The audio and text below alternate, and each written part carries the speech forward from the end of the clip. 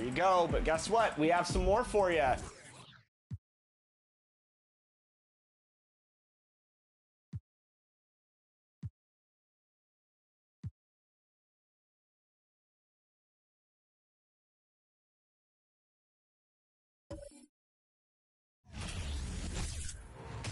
It's Thursday afternoon, and we've got basketball on the agenda. Welcome to the NBA on 2K Sports. Two slam dunk champs, Grant Hill and Brent Barry, our analysts tonight. Brian Anderson here. We'll hear from Allie LaForce as well.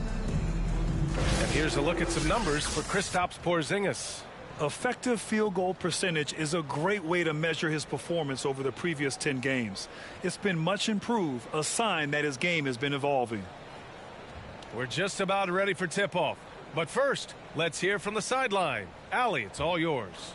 Well, guys, the Wolves have a star tandem with the two top picks, Anthony Edwards and Karl-Anthony Towns. Edwards says that they can be special because, quote, we're dynamic together. His shooting and my ability to get to the rim is hard to stop. He can shoot. Man, I have never seen anyone shoot like that. Brian? The three-point shootout champion. Thanks, Allie. Well, we're more than a few games into the year. How much do we know about this year's rookie class, Grant? Well, it's still early. We have to remember we might be a half year into a decade-plus career for some of these guys. So I think it's best to reserve judgment for now. An NBA career is a marathon. And now the Washington Wizards starters. Morris and Beal are the backcourt pair. In the middle, it's Porzingis with Kuzma by his side. And it's Kispert in at the small forward. And for the Timberwolves, filling in the wings, Edwards and McDaniels. Kyle Anderson is out there with Rudy Gobert. And it's Conley in at the point guard position. Now here's Edwards, coming off a solid outing against Dallas.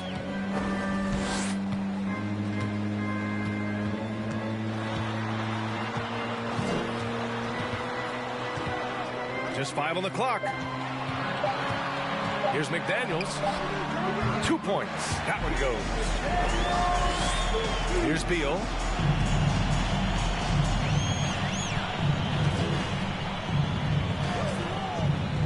Outside Porzingis.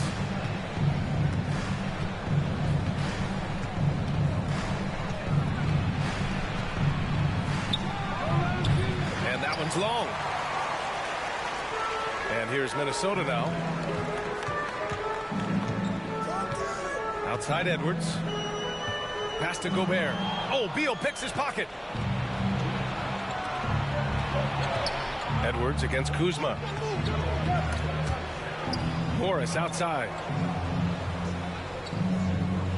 Porzingis with a screen on McDaniels. Morris. And it's Porzingis that time on the assist from Morris.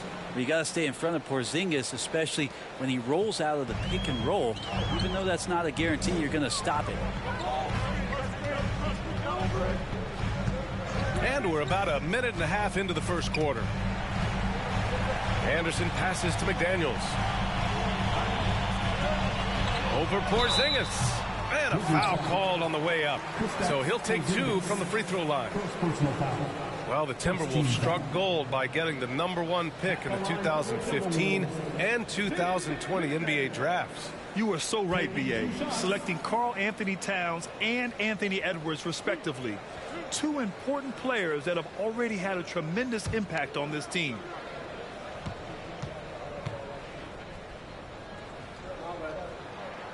And he knocks down the first one. You know, the Wizards really came up short last season on the defensive end. They consistently struggled to get stops, which makes it twice as hard to win games.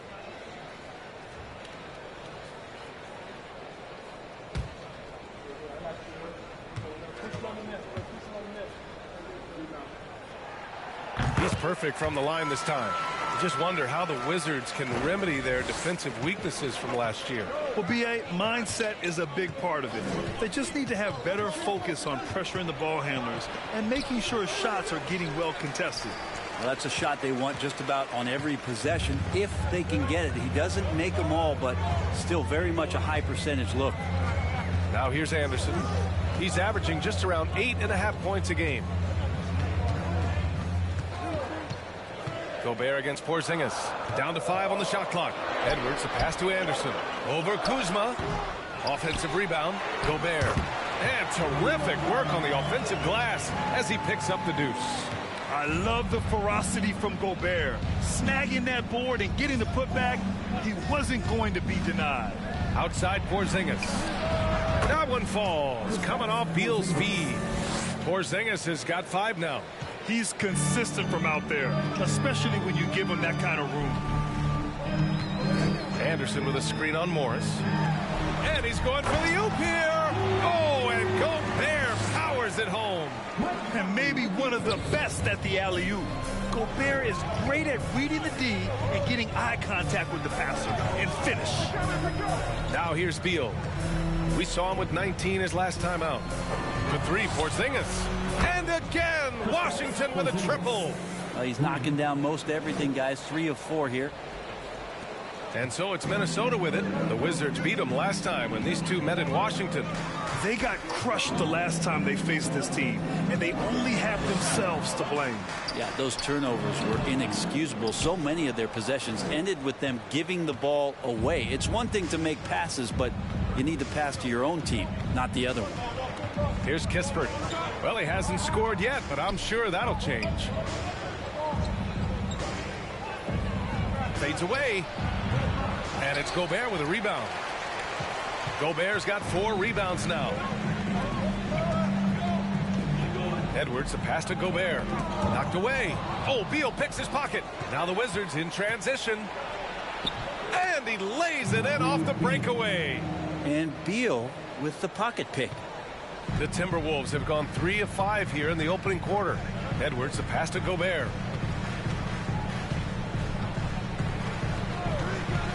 Pass to Anderson. Here's Edwards. Shot clock at 6. And he's in the books. Now 1 for 2. Pounding it inside early and often, setting a physical tone. Washington has gone 2 of 2 at the perimeter. Beal outside. Porzingis with a screen on Edwards. Morris for 3. Doesn't go for him. Now Minnesota takes it the other way. They come into this one having outplayed the Mavericks last time out. You have to respect their ability to stay consistent away from home, keeping their cool and making quality shots. Well, awesome to see in that last game how the motion in their offense didn't stop because they were in some hostile territory. Now here's Morris. Looking for his first basket, still in this one. And stolen by Edwards. Outside McDaniels. Back to Edwards.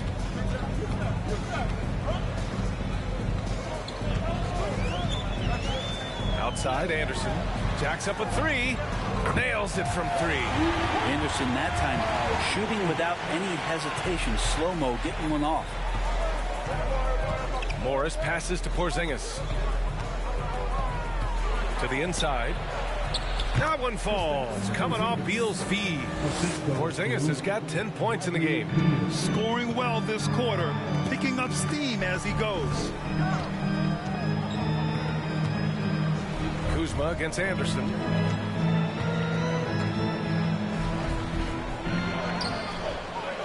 Second chance effort. And it's good on the layup. Anderson's got his second basket. Capable on the interior to score so long. Slow-mo. Anderson not going to pass up a look like that. Porzingis with a screen on Edwards. Beal against Edwards. And the layup is good off the glass. Beal's got his second basket of the night. Such a critical part of how their offense is going to flow. Things are only working when he seems to be on the floor. And here's Edwards outside. Here's Gobert. Up and in on the layup. He has 6. And for Gobert, his offense continues to catch up with the elite defense. He's becoming a legitimate two-way threat. Now here's Beal. Averaging almost 23 points a contest. A fantastic offensive player. Very few players have the firepower that Bradley Beal does as a combo guard. He's been in the league since 2013. Defenses still haven't figured this guy out. Shoot 2.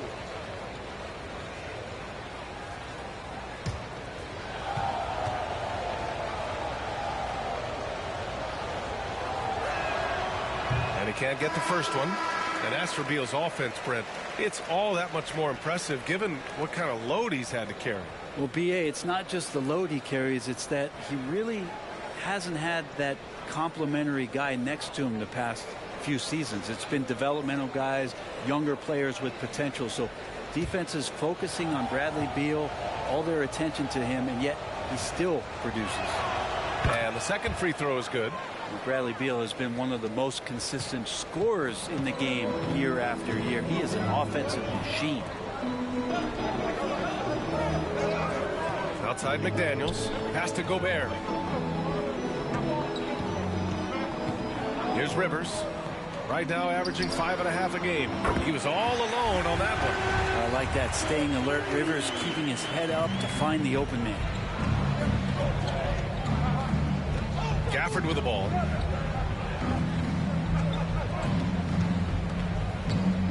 Now Beal. The three is up. Oh, he nails that one. 3 for 4 now. Here's Noel. He's been a consistent contributor, averaging just over 11 a game. Reed, a screen on Morris. Pass to Reed. Puts up a 3. And the Timberwolves hit again from deep. This defense just can't stay connected to shooters.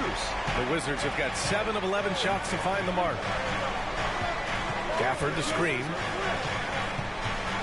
Here's Beal. And it's Gafford missing. Minnesota's gone 3 for 5 from deep so far in this matchup. McDaniels passes to Reed. Here's Rivers. Reed, a screen on Beal. Here's Rivers. And Gafford with the block. And it's out of bounds. Last touch by Kuzma. Prince is checked in for McDaniels. Nunn's checked in for Washington. Wright comes in for Morris.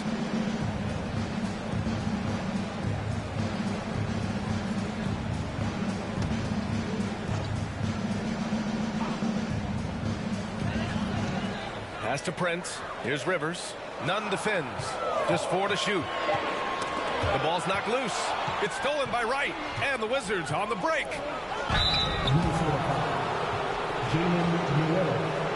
First personal foul. Second team foul. And in trading for Rudy Gobert, the Timberwolves taking a Twin Towers approach with 2 7-footers in their front court. Of course, the outstanding shooting of Karl Anthony Towns means that spacing shouldn't be much of a concern. Shoot 2.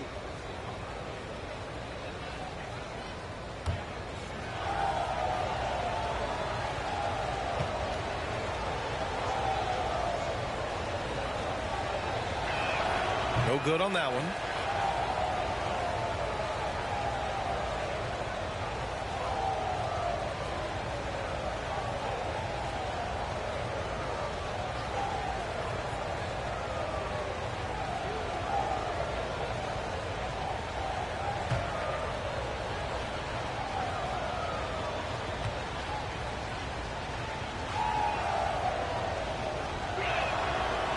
And he ends up missing both free throws.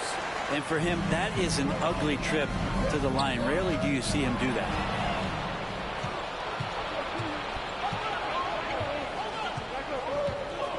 It's Wright on the wing. And there's a pick. Pass to Gafford. Reed against Kuzma. Clock at 6. There's the 3. Drains the triple.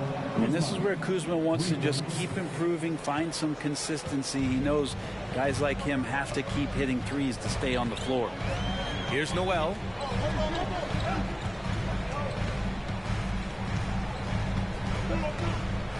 Pass to Reed. Tipped away. On the wing, Rivers. Connects from downtown. And the Timberwolves lead by 5. These teams are finding the range, showing a lot of confidence. It seems like they're going to find out who can make the deepest threes. Right now, it's a shootout. Now here's Gafford. Boy, he's been patient so far. Nothing yet on the scoreboard. It's time to take a glance again at that superb block. Amazing indeed. And getting stops like that only encourages them to keep attacking on the offensive end.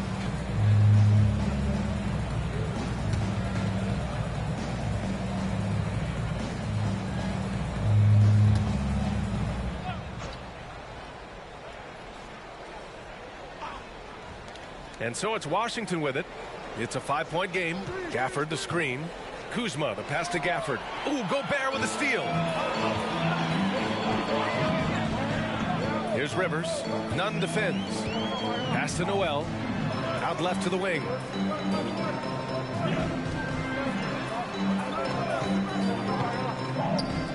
Five to shoot. Picked by Prince. Rivers. Knocked loose. For Washington, they've gone 8 for 14 from the floor. Here's Nunn. Rebound Minnesota. Pretty lax defense there. He's going to see fewer and fewer chances if he can't bury those kind of jumpers. Down low. Here's Reed. And Gafford with the block. Kuzma, the pass to Wright. We've got 1:28 left to play in the first quarter. Kuzma against Gobert. Right outside from the arc. And they'll get another chance. The Wizards with another miss. Minnesota's gone 4 of 7 from three-point range here in the first.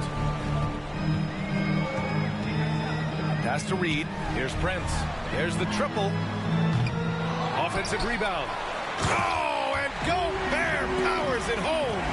An awesome athlete. It's fun watching Gobert get up and hammer it down with force. Impressive looks on the AT&T 5G Slam Cam. Washington trailing. Boy, they'd love if anyone could get a bucket. Yeah, their offense has been grinding to a halt. Gafford passes to Nunn. Right with the ball. Fires for 3. Rebound Minnesota. Gobert's got 10 rebounds here tonight. So active. Here's Prince. How quiet so far offensively. Searching for his first points of the game. Kyle Kuzma. First personal foul. Second team foul. At the line for the Timberwolves, Nas Reed. At the line for 2.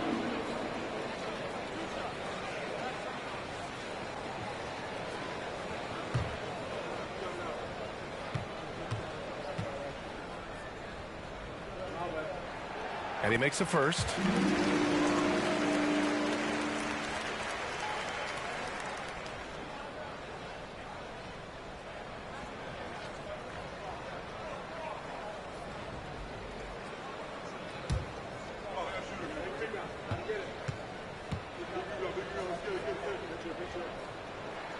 That one falls, so he hits both of them. So it's Washington now. They trail by 9, coming off a win against the Blazers. Yeah, they connected from outside all game, and the defense had absolutely no answer for them. Yeah, they sapped the energy right out of the building in that one. They just were knocking down threes, and it was deflating both for the team and the crowd. They're playing with a lot of energy tonight.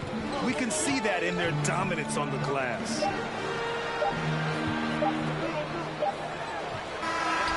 And it's good. But hang on here. The officials may want to take a look at it on the replay monitor. The previous play is under review. The question, did he get the basket off in time or not? And while watching it live, it was hard to see whether he beat the clock or not.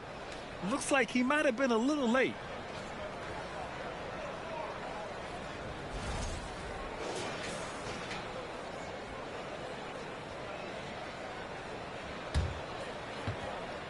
The ruling on the floor is confirmed. And they've gotten enough looks at it. The basket will not count. The quarter ended before he got it off. That was a great idea to give it a second glance. The replay system is available, so you've got to utilize it. And so it's Minnesota with a 9-point cushion at the end of the quarter. And it's all due to their ability to own the paint. They've been dominant down low. And don't go far. We'll be right back.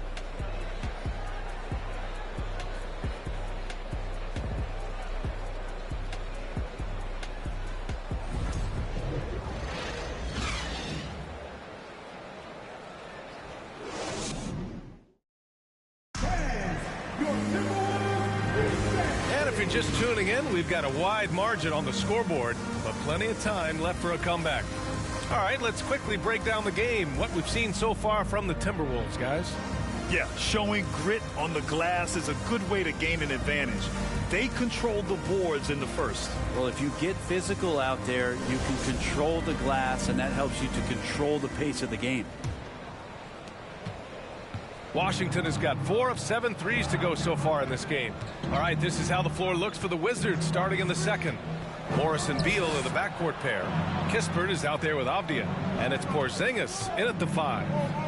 Now here's Beal. Porzingis with room to shoot. He hits the back iron and sinks it. Porzingis has got 12 points. And Bradley Beal getting a huge contract this summer. Now, he committed to being with the Wizards for his prime. And there was some speculation he might leave, but he cemented his time in Washington for many years to come. No luck on that one. And it's the Timberwolves taking it the other way. And they just continue to dominate the boards. McDaniels passes to Edwards. Off target. That would have pushed the lead to double digits. Pass to Morris. Second quarter, and we're just over a minute in. Beal with it. And the whistle blows. It's going to be on Anthony Edwards. That's foul number 2 for him.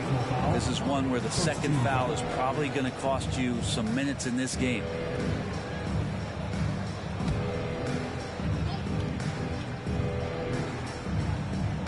Pass to Morris. It's Beal on the wing, guarded by Edwards, and so he draws the foul, headed to the line to shoot a pair. You know, one expression you hear from a lot of coaches nowadays, threatening drives. What's the value of breaking the paint? BA, dribble penetration is so important, particularly in today's game. With the spacing and the great shooting on the perimeter, if you can get to the paint, one, you may score at the rim, but if the defense collapses, now you have an opportunity to find an open shooter from 3.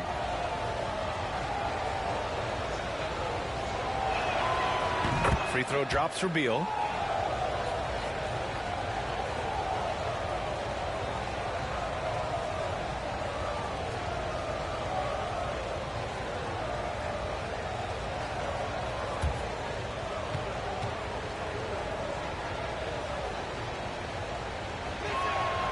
And Beal drops them both. Here's Conley.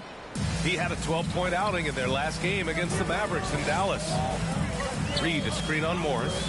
Conley passes to Reed. Here's McDaniels.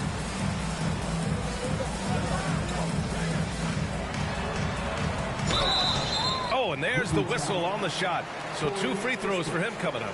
First personal foul. First team foul. At the line for your Timberwolves, Jaden McDaniels. 2 shots.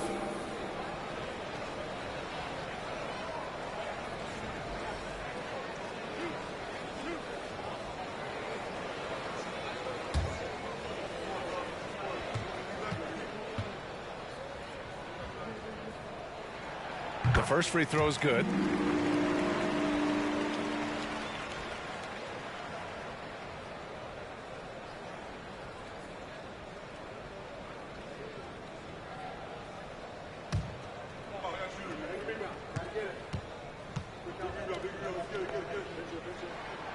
He's off on the second. A top 5 pick back in 2015. The 7'3" Kristaps Porzingis ushered in a bit of a new era there. The rise of the 7-footer could step out and drain 3.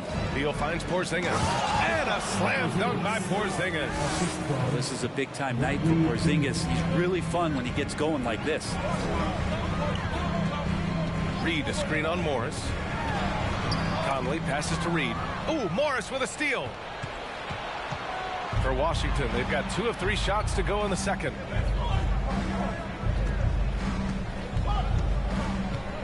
Back to Porzingis. Ooh, plenty of contact on that shot. Officials call the foul, and he'll take 2 free throws now. Well, since Porzingis was drafted, there have been a bunch of 7-foot shooters going in the first. It's a good call, BA. You think about guys like Lowry, Markkanen. These guys feel like they stretch it out a bit. They can get behind the three-point line and knock shots down. Porzingis opened up a new way to think about the offense from the 5 spot.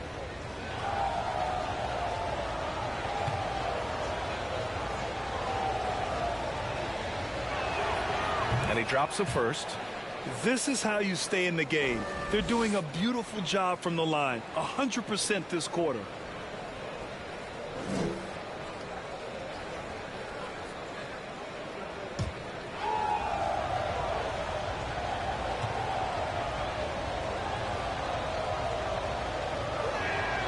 Both free throws good from Porzingis.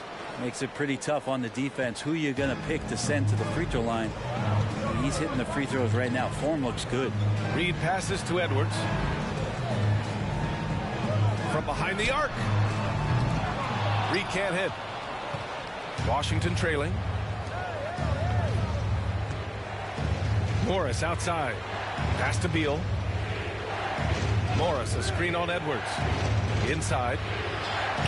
And it's Porzingis that time on the assist by Beal. Porzingis has got 8 points in the quarter. Minnesota's gone 0 for 2 from outside in the second quarter. Timeout called the Timberwolves. And as we head into this break, the players have an opportunity to replenish their energy with Gatorade as they prepare to go into the final stages of this ball game. Absolutely. Over the course of a game, not to mention over the course of a season, you have to stay hydrated. If you don't, it's amazing how much slower your body is to bounce back. It can have a serious effect on performance, no question. Let's go now to the sideline and catch up with Allie LaForce. Thanks, BA. Bradley Beal played for Coach Greg Popovich with the U.S. national team, and Pop said, quote, he's hard to keep up with. His balance and movement are very impressive.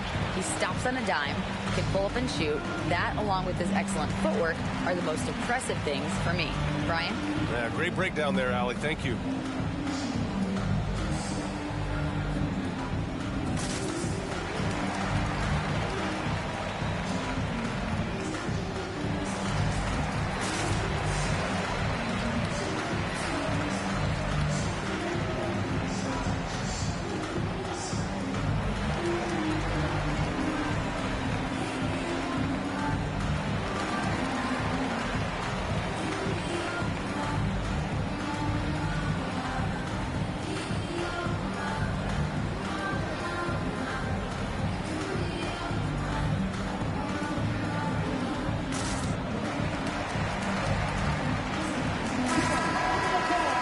Taking a glance now at the league's best shot blocking small forwards over the past month. You look at McDaniels, such great timing and instincts. He's the best shot blocker in the league right now. Usually you'd say leave the blocks to the big guys, but the way he swoops in and attacks shooters is just impressive.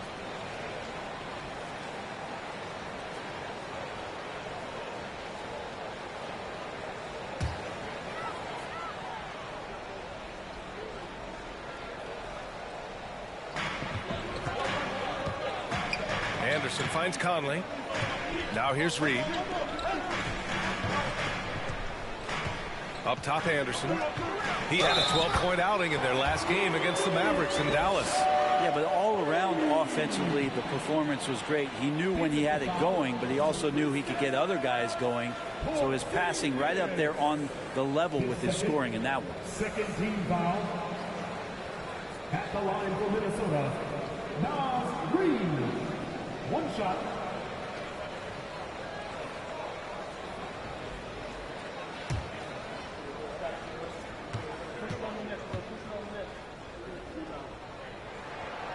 And the free throw, no good. The Wizards have gotten 3 of 4 field goals in the second quarter. Pass to Porzingis. Porzingis with a screen on Edwards. Back to Porzingis. Rebounded by the Timberwolves. Reed's got his 4th rebound in this one. Outside Edwards. Outside Conley. Takes the 3. And he can't get that one. And it's Washington the other way. And at home for the next game, it'll be New York pulling in to face them. It'll be a quick stopover at home before they have to get back out on the road. Beal from outside. Kept alive. He's off on that one. The Timberwolves have gotten only 1 of 4 shots to go in. Pass to Conley.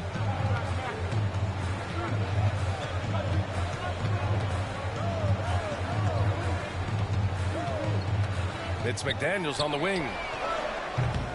Three-pointer off the mark. Washington has gone 4 of 8 from 3. A nice percentage. Out to Beal. Here's Kispert. To the middle. Here's Porzingis. And it's off the back of the rim. No good. Minnesota in the lead. To the paint. Here's Reed. Washington with a rebound. Abdia's got 4 rebounds now. Here's Porzingis. And he got the whistle on the way up. So he'll be headed to the line for a pair. It's on Anthony Edwards. You can hear the coaches from the sideline saying, stay down. You can't fall for the pump fake, but Porzingis adept at it there. And early in his career, Porzingis was a shot creator. You think he can get back to that, Grant? You know, BA, yeah. In Dallas, his role was more catch and shoot. So it'll be interesting to see in a different system how active a role KP can fill, especially going to work inside. And the first one at the line is good.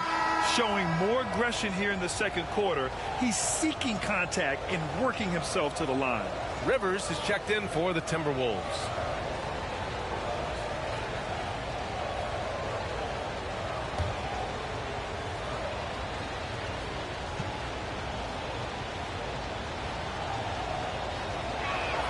That one misses, so he goes 1 for 2. And despite these injury concerns over the past few years, you can't doubt the talent of Porzingis. I mean, this guy is capable of 20-point nights every time he steps out there on the floor. It's pretty much not how they want to defend the three-point line. Somebody's got to shadow him out there.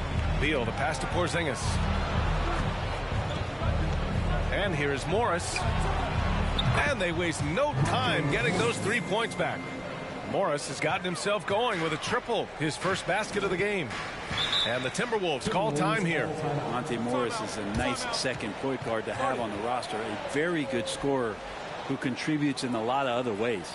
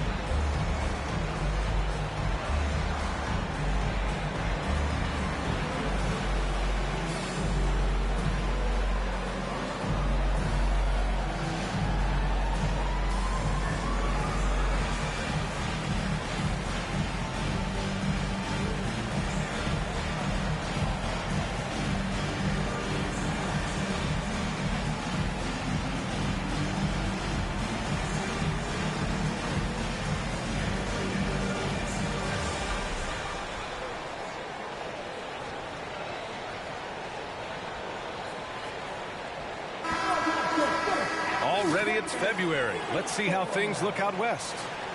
You look at the Timberwolves, 6th best record in their respective conference right now, hoping to end the season on a high note.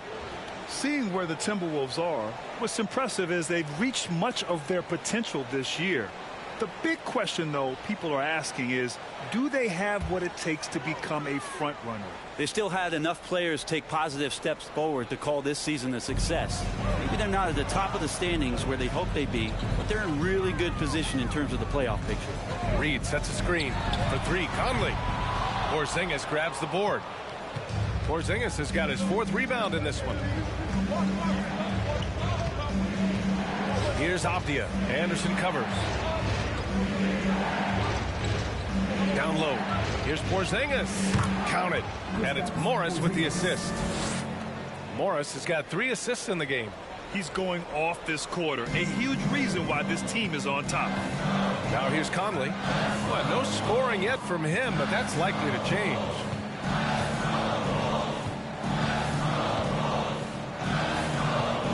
Outside McDaniels. The 3. Knocks it down from distance. And the Timberwolves lead by 2. Shutout from beyond the arc in the first quarter. He's now got 2 for the game. Porzingis sets a screen. Takes a 3. McDaniels with the rebound. Started out strong from three-point land. Hit 2 in the first quarter, but he's gone dry since. Here's Rivers, pounded by Beal. And the foul called on Kristaps Porzingis. That's his 3rd foul so far. And there's just 1 foul now away from the penalty. The Timberwolves making a switch here. Gobert's checked in.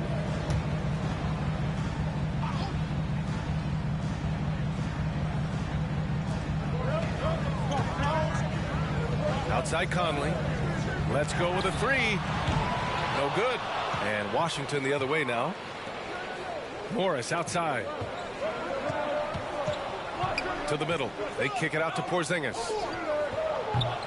Porzingis can't get that one to fall. Well, the Timberwolves shooting about 47%. A nice number. Here's Rivers. Pounded by Beal. Pass to Gobert. Outside Conley. Picked by Gobert. Over to the left wing. 6 on the shot clock. Took the opportunity when he saw it. Anderson's got 8. Man, they're having a hard time defending the triple. That's 3 in a row. Porzingis with a screen on Conley. Morris. And Gobert with a block. And just a top-tier shot blocker in the league. Gobert's massive wingspan is a huge reason why he wipes away all those shots. Now here's Conley. Well, he hasn't put up any points yet in this one. All right, let's get your take, guys, on the hustle stats for the Timberwolves. They've been pretty intimidating on the defensive end, knocking away shootings, containing shooters, and making it tough to find looks. We should also mention how hard they've been working on the offensive glass, just coming up with second chance scoring opportunities. Those can be deflating. Now here's Porzingis, coming off a 28-point game against the Trailblazers in Portland. Yeah, this story in the second quarter much different than the one in the first. We're finally seeing some aggression.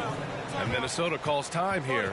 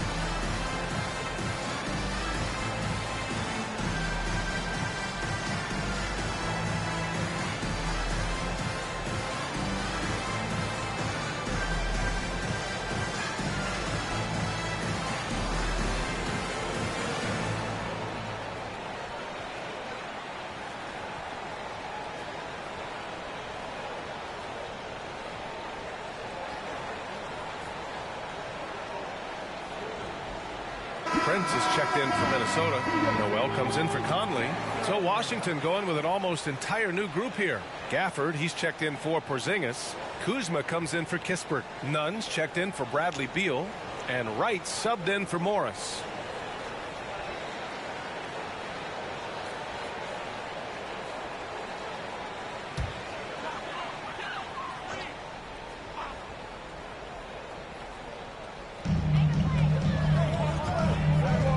Here's Noel.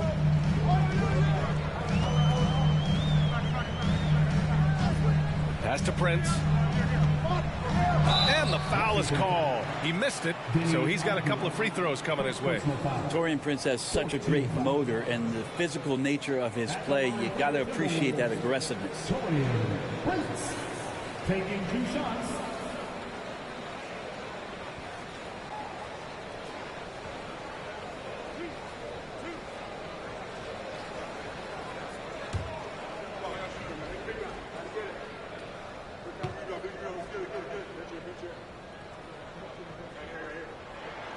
The first one falls.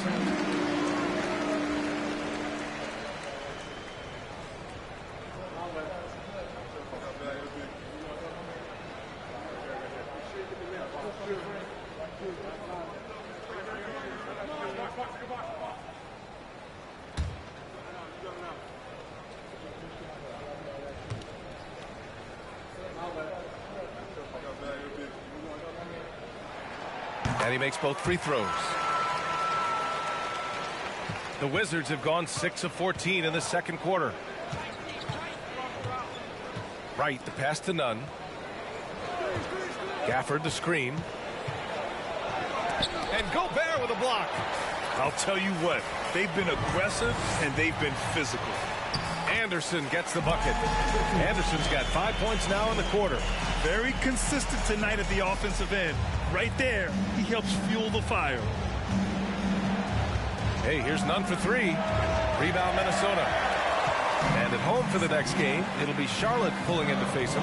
That'll be the second of a 2-game stretch at home. Pass to Rivers. And he can't extend the lead to double digits.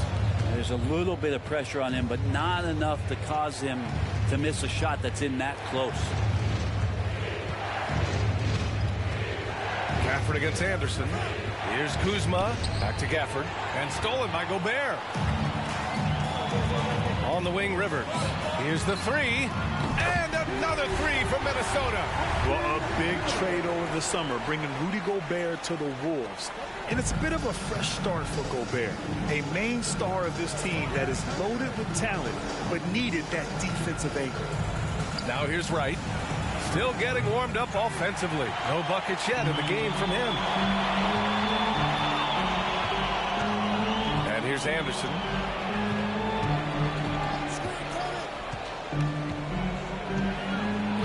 Gobert with a screen on Wright. Anderson passes to Gobert.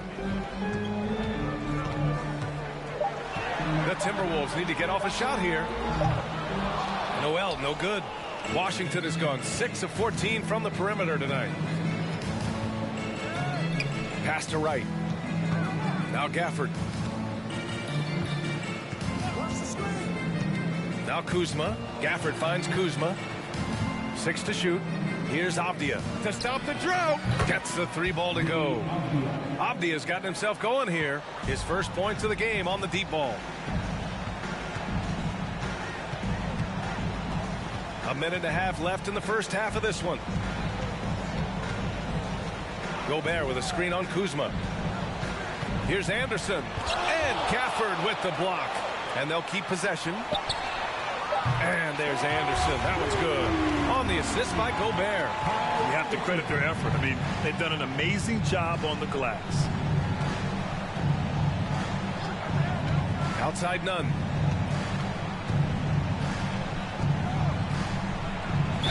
All right, let's look back over the last 10 games now. See which teams were topping the charts in three-point shooting. In the third spot, the Wizards. Number 1, you have to have good shooters. Number 2, you have to take good shots. This team is both talented and disciplined. Take a break. Take a break.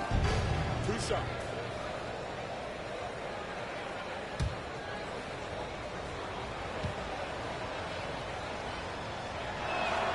First free throw is good.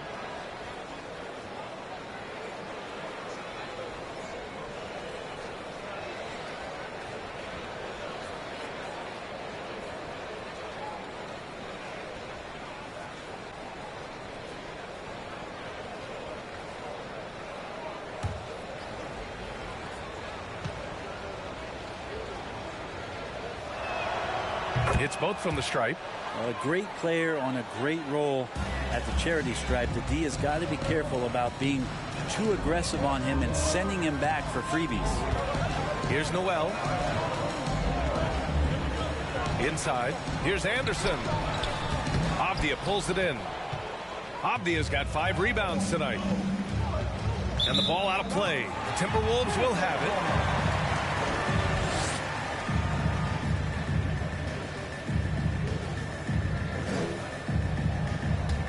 The Timberwolves shooting 42% in the second quarter.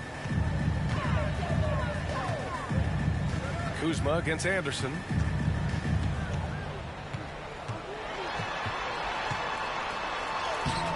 No good there.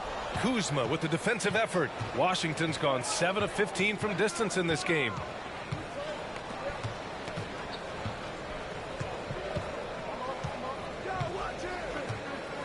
"12 seconds left in the second.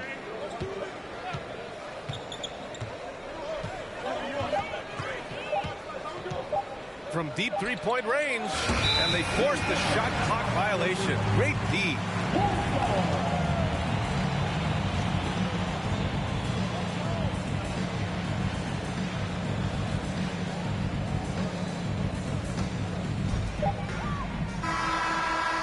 Kyle Anderson has been leading the charge for the Minnesota Timberwolves, helping them space the floor. 2 triples in that quarter. 3 for the game. More 2K action in just a moment.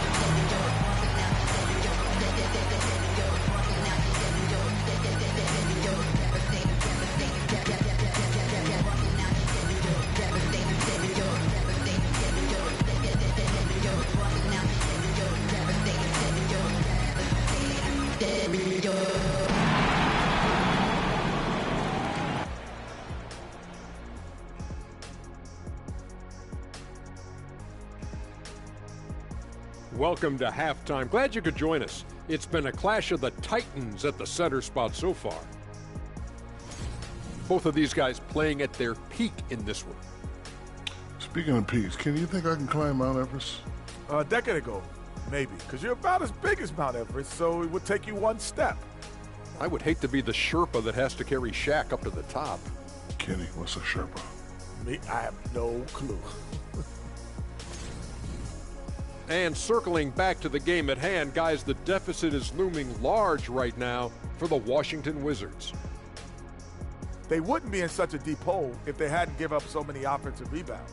Getting out hustled, getting moved around, losing possessions. The one thing you can control is effort. Appreciate you joining us. It's been our distinct pleasure, and I mean that. Let's now take you back over to the third quarter with Brian Anderson.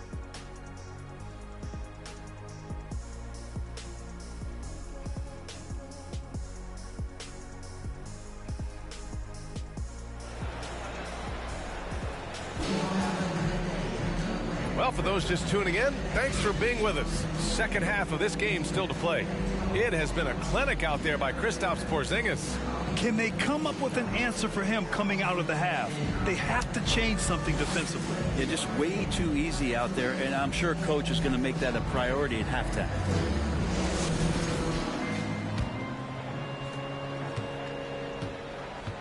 Jalen Noel out there with Mike Conley.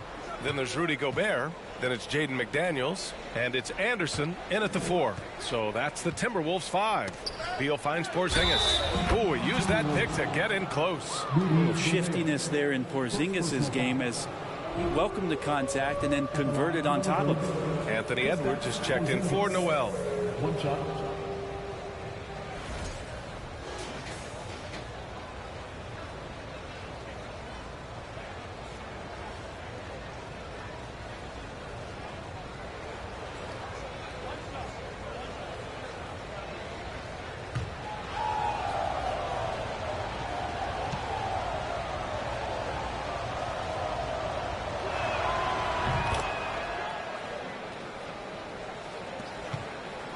Minnesota in the lead. Now here's Conley. Pass to Anderson. Now here's Edwards.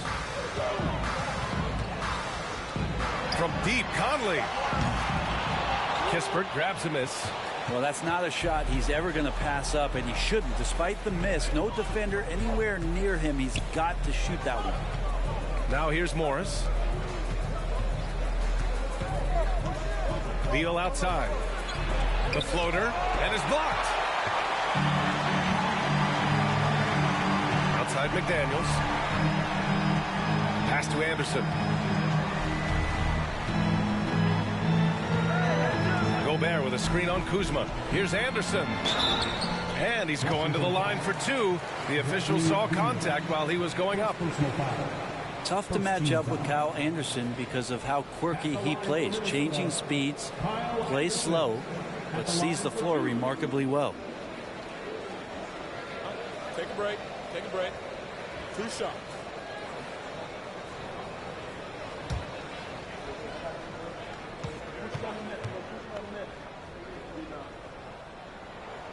First one falls for him.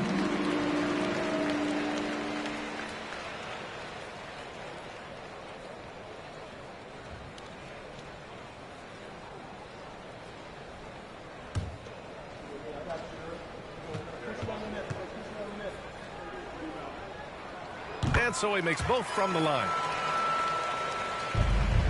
Washington trailing. Morris outside.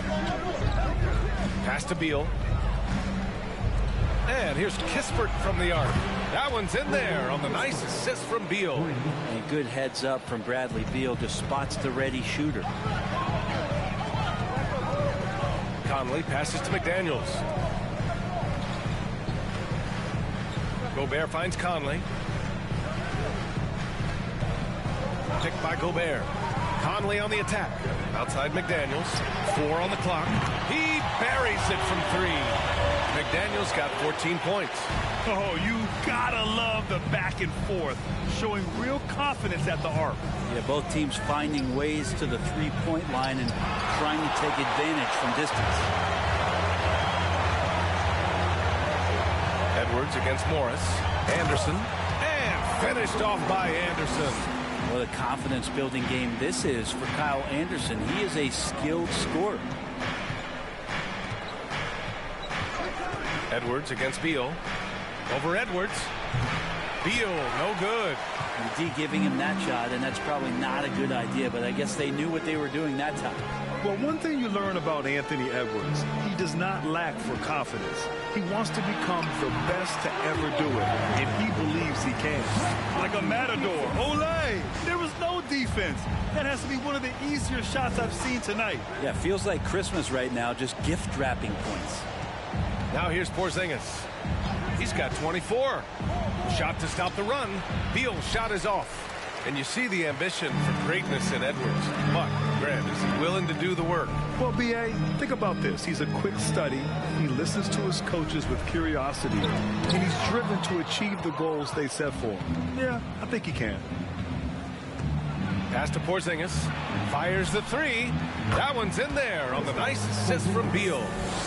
Beal's got his 7th assist here tonight. Ready to shoot. Porzingis fires. Conley passes to Anderson. Picked by Gobert. To the inside. Good setup. Led him to the rack perfectly for the layup. Gobert's got 4 points now in the quarter. Morris passes to Beal. Morris, a screen on Edwards. Down low. Oh, deflected. Stolen by Anderson. Edwards with it. Porzingis picks him up defensively. With the floater. Ooh, and he took a hard foul on the shot. So he'll head to the line to shoot a pair. Kristaps Porzingis picks one up. Everyone in the building saw the obvious contact. Anthony Edwards. 2 shots. Take a break. Take a break. 2 shots.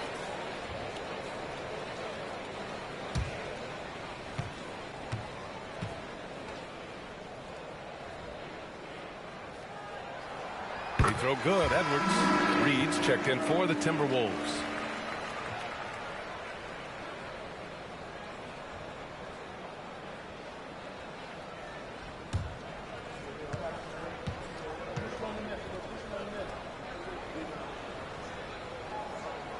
And both free throws good for Edwards. And man, looking good from the line so far this half. Pass to Porzingis. Kuzma with the ball. Basket's good. Kuzma's got 5 points.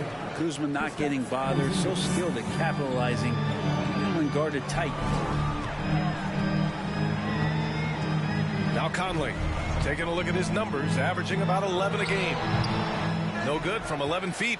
They've been able to have some team success in this game despite what's been an awful shooting night for him. Morris against Gobert. Morris, a screen on Edwards. Here's Beal. Minnesota with a rebound. Reed's got 6 rebounds now in the game. Gives us a chance to catch up with Allie LaForce. Well, guys, the NBA markets itself behind its star players, but Commissioner Adam Silver understands what makes the game tick. He said, quote, "This is a team sport. In order to truly win championships and compete at the highest level, all the players have to come together." So true, Allie. Thank you. Oh, it's blocked by Porzingis. That's a forgotten skill as Porzingis able to get up there and throw that one away. He's finished top 10 in blocks a couple of times. Now here's Morris. He's got 6.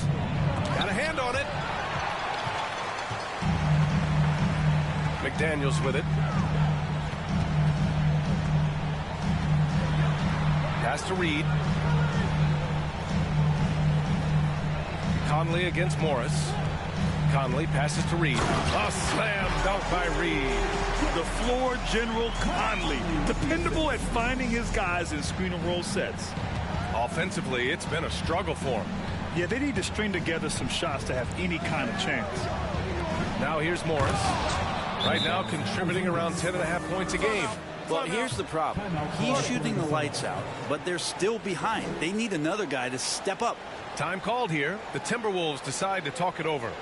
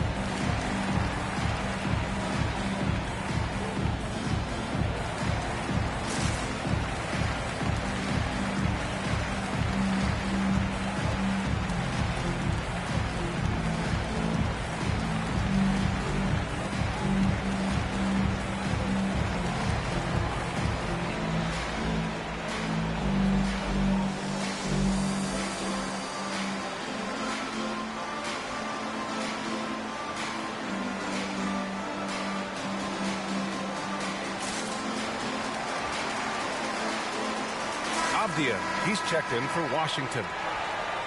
Let's look at the best shooting teams in the association. The 4th spot held by Minnesota. The basketball IQ this team possesses is special. They don't rush anything on the offensive end. They take their time and stay patient trying to find the best shot possible.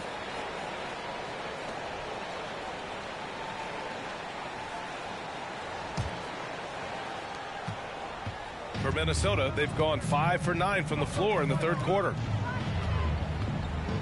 Gobert with a screen on Morris. Pass to Gobert. And stolen by Porzingis.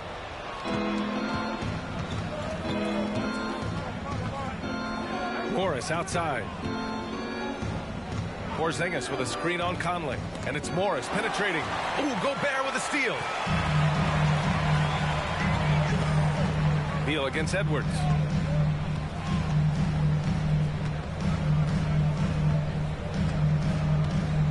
Pass to Conley. Over Morris. The shot by Conley. No good. Washington's gone 2 for 2 from deep here in the third. Morris passes to Porzingis. Porzingis showing a little strength down low that time. You can't get upset at the D for being physical with him on that play. And breaking down some numbers here, the hustle stats for the Timberwolves. I mean, those swats, they can get into your head, make you think twice about shooting it. So it's about more than just those block numbers. Well, another thing that has really stood out is just their effort defensively. Active hands, jumping the passing lanes, racking up steals. That's been impressive.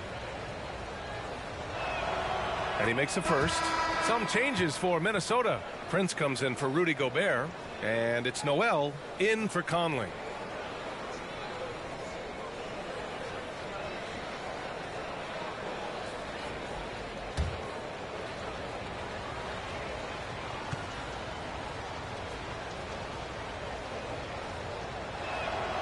Both free throws good from Porzingis.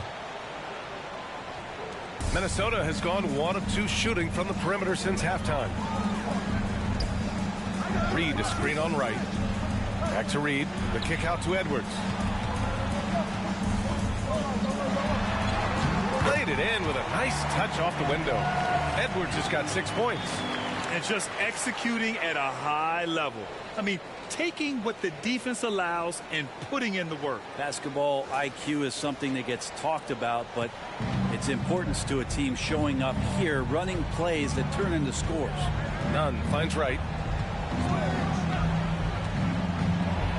Got a piece of it, and stolen by Edwards. Here we go, one-on-one. Here's Noel. Soft touch off the glass. 5 points in the game. They're really in control on both ends of the floor right now, forcing turnovers and finding easy points, while the other guys struggle to keep up. Right side, Nunn. Poke loose. And right now, they're +8 in the rebounding category. That's helping them run away with this. Pass to Noel. Edwards against Nunn. Oh, and he got fouled on his way up. He'll head to the line to shoot 2. That one on Nunn. Hey, if you can't block it, sending him to the line can be the next best thing. Anthony Edwards taking 2 shots. Shooting 2.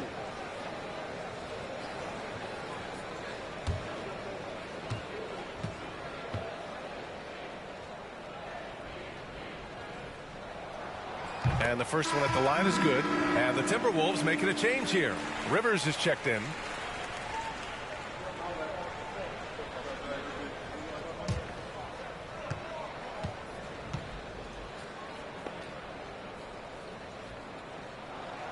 And both free throws good for Edwards. So it's Washington now. It's a 16-point game. Right, the pass to Nunn. Inside, stolen by Reed. Fast break, Minnesota. Knocks it loose. Out of bounds, it'll be Wizards ball. And the fans love seeing incredible moments on defense like that block. Yeah, obviously he had the shot well anticipated, able to shut it down with authority.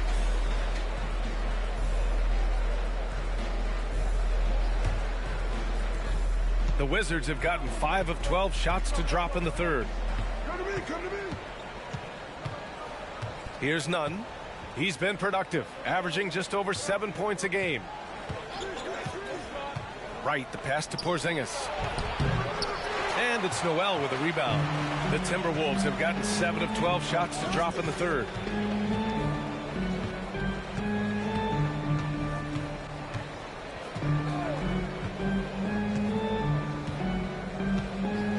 Outside Edwards, beyond the arc. Nails it from beyond the arc. Edwards got 9 points here in the second half. And he was dominant in their last outing. And the same thing here tonight. He is in a terrific groove right now. Seems to be nobody standing in his way, no roadblocks for him to get to his spot, capitalize, and continue to be aggressive. Well, the rest of the team has looked pretty bad tonight, but he's done a fantastic job of scoring the ball and carrying the load on offense. Right, the pass to Porzingis. And that one's good. Porzingis has got 36 points. Maybe he's thinking at this point, man, somebody's got to help me. I can't do this all by myself. Here's Prince to the middle. A slam dunk by Reed. More and more signs of the skill set of Taurean Prince as he finds an open teammate. And here's Wright. Well, he hasn't put up any points yet in this one. Here's Avdia. Pass to Gafford. Shot clock at 5. Porzingis sets a screen. Here's Nunn. Rebounded by the Timberwolves.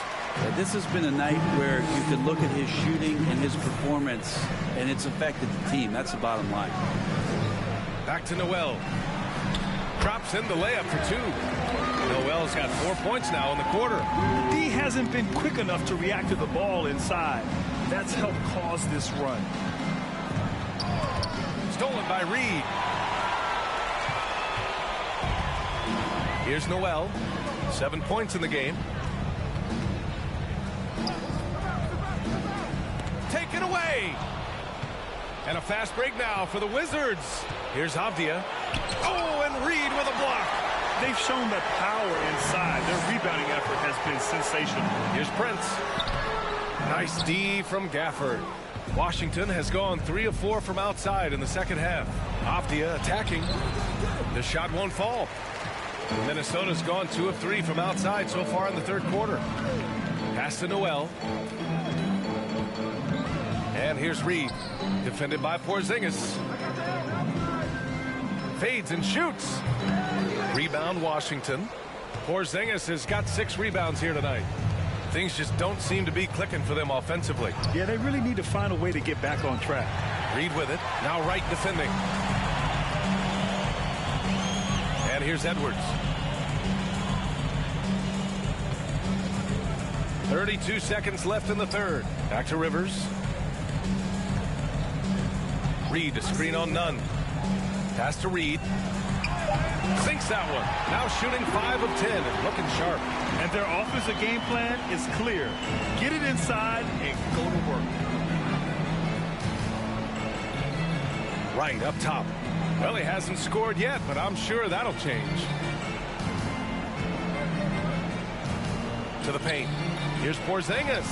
Count the basket. CTH. Can't teach height. Porzingis is big and completes the play. With 1 on the clock. No good. Misses at the buzzer. And so it's the Minnesota Timberwolves feeling confident. 18-point lead to end that quarter. We hear teams talk about wanting to get the ball inside, but this is how you do it. Back to the game after this break.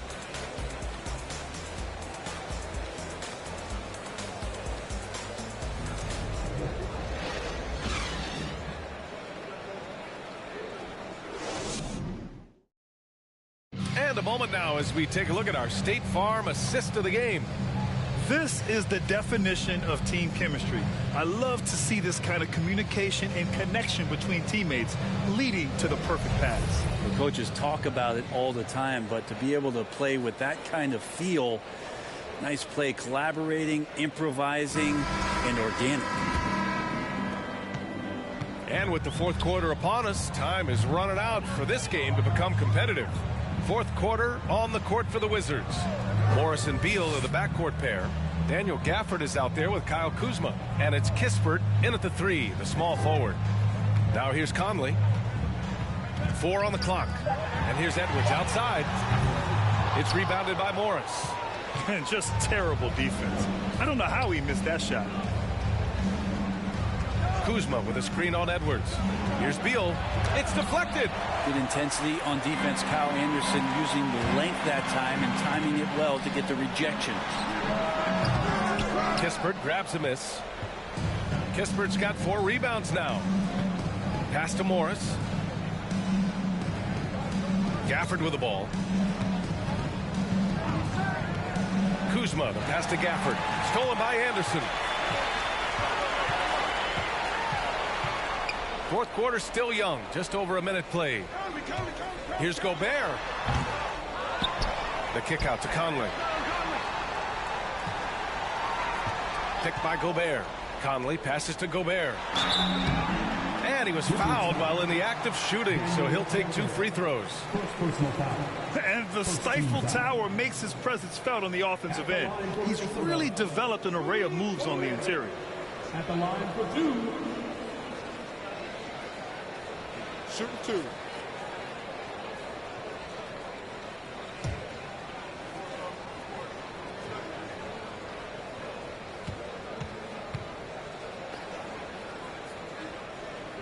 And he knocks down the first one.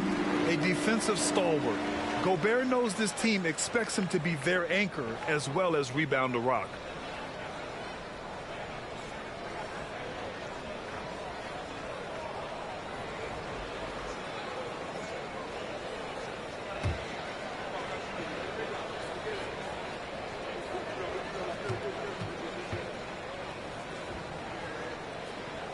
And so Gobert nails both of them. Well, the naming of the NBA 75th anniversary team was a fun event last season. That sparked plenty of conversation, Brent. Yeah, it was really interesting to see how it is the NBA settled on 75. So many memorable players throughout the decades. But I really enjoyed the event. I really enjoyed seeing all of those players once again getting together to be celebrated for all of their accomplishments and for building the foundation of what the NBA is today. From 7 feet away, that went off the back iron and out. Well, the Wizards shooting 40% so far in this one. Morris finds Gafford. Here's Kispert. Pass to Morris. This one for 3. Rebound Minnesota. Anderson's got 6 rebounds here tonight. Outside Edwards. From outside the arc. Sinks it from distance. Well, you can see and maybe feel right now him getting into the comfort zone out there after dropping the second 3 of the half. And there's the screen. Kuzma, the pass to Gafford. To the inside. Gafford with a screen on Anderson. Kuzma for 3. And here's Kispert from the arc. That shot off. The Timberwolves go the other way with it. Now here's Conley. Pass to Gobert. Now here's Conley. Now Gobert. He's guarded by Gafford. Gobert passes to Conley. And the Timberwolves hit again from deep. The defense is nowhere to be found guarding the three-point shot. Boy, they need something to go to regain some confidence. No question. Way too many empty possessions for them. Back to Gafford. And stolen by Gobert. Outside Conley. Pass to Gobert.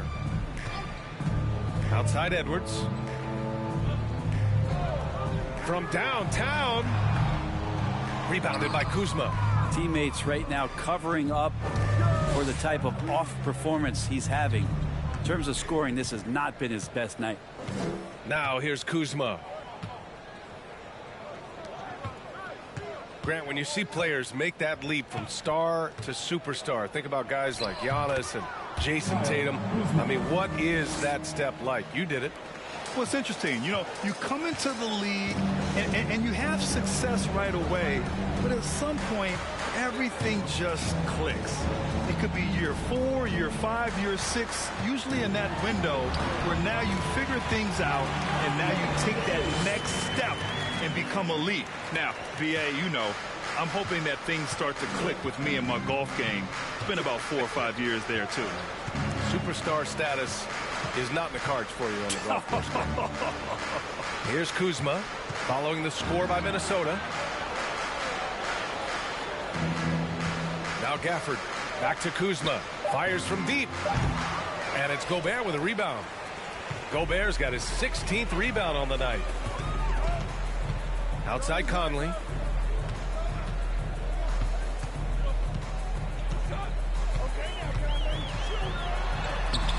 It's rebounded by Morris. Morris has got his 4th rebound in this one. Well, there's more he could have done in this game for sure, but it hasn't kept them from pulling ahead. Edwards against Beal. Gafford with a screen on Edwards. Beal, the pass to Gafford. Yet another steal from him. And that's his 6th steal of the night. Imposing his will at the defensive end. You gotta love it. Conley on the attack. And it's good. 2 points. Not sure which clips they watched at halftime, but he has figured out how to attack the D, and they kept him in check in the first half. He's flipped it. And he was fouled in the act of shooting. Opportunity for a 3-point play here. This can make it so much easier for your teammate when you throw that lead pass that gets to him right on the money, whether that's on the run or in the shooting pocket. Prince is checked in for McDaniels.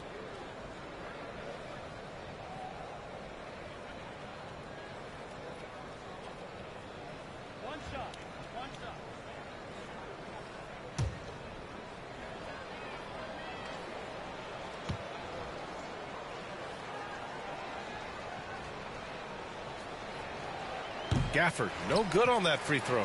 Well, during the 2021 playoffs, Daniel Gafford was such a bright spot. Gafford made a statement in the first round against the Sixers and Joel Embiid, going 22 of 26 from the field. Gafford set an NBA percentage record. That's 85%, BA. That's hot. Now here's Anderson.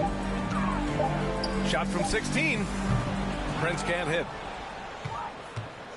The Wizards have gotten only 2 of 6 attempts to drop in the 4th. Pass to Wright. Outside Davis. Wright with a screen on Edwards. Here's Davis. Back to Wright. Lets the 3 fly. Minnesota with a rebound.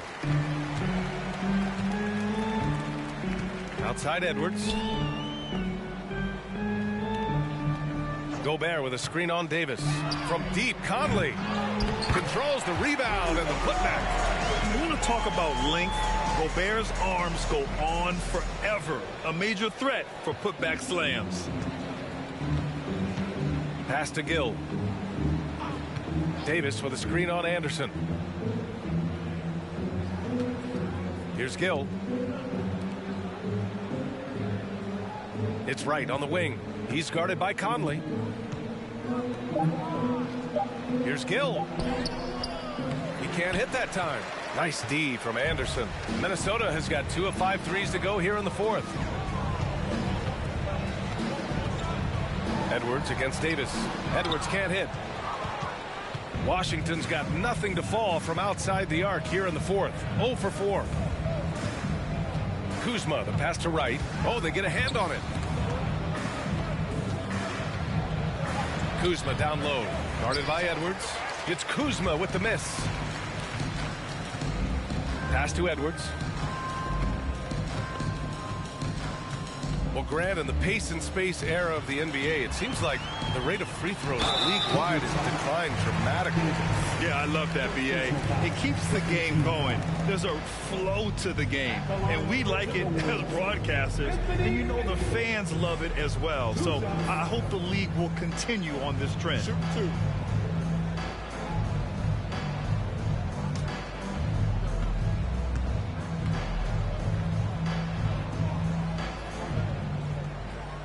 The first free throw is good. Yeah, sometimes in a game you settle a little bit before settling in, and right now I think he's a big factor in how they're getting to the line.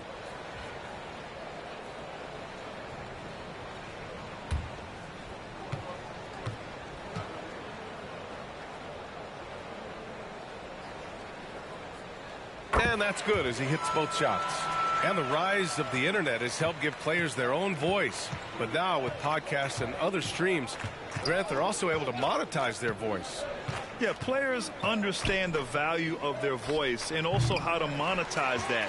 Speaking directly to their fans, to their customers, using these different platforms. You know, I think broadcasters need, I think you and I need to have a podcast, B.A. For sure. I know we can't afford to. That might be true. Now here's Edwards.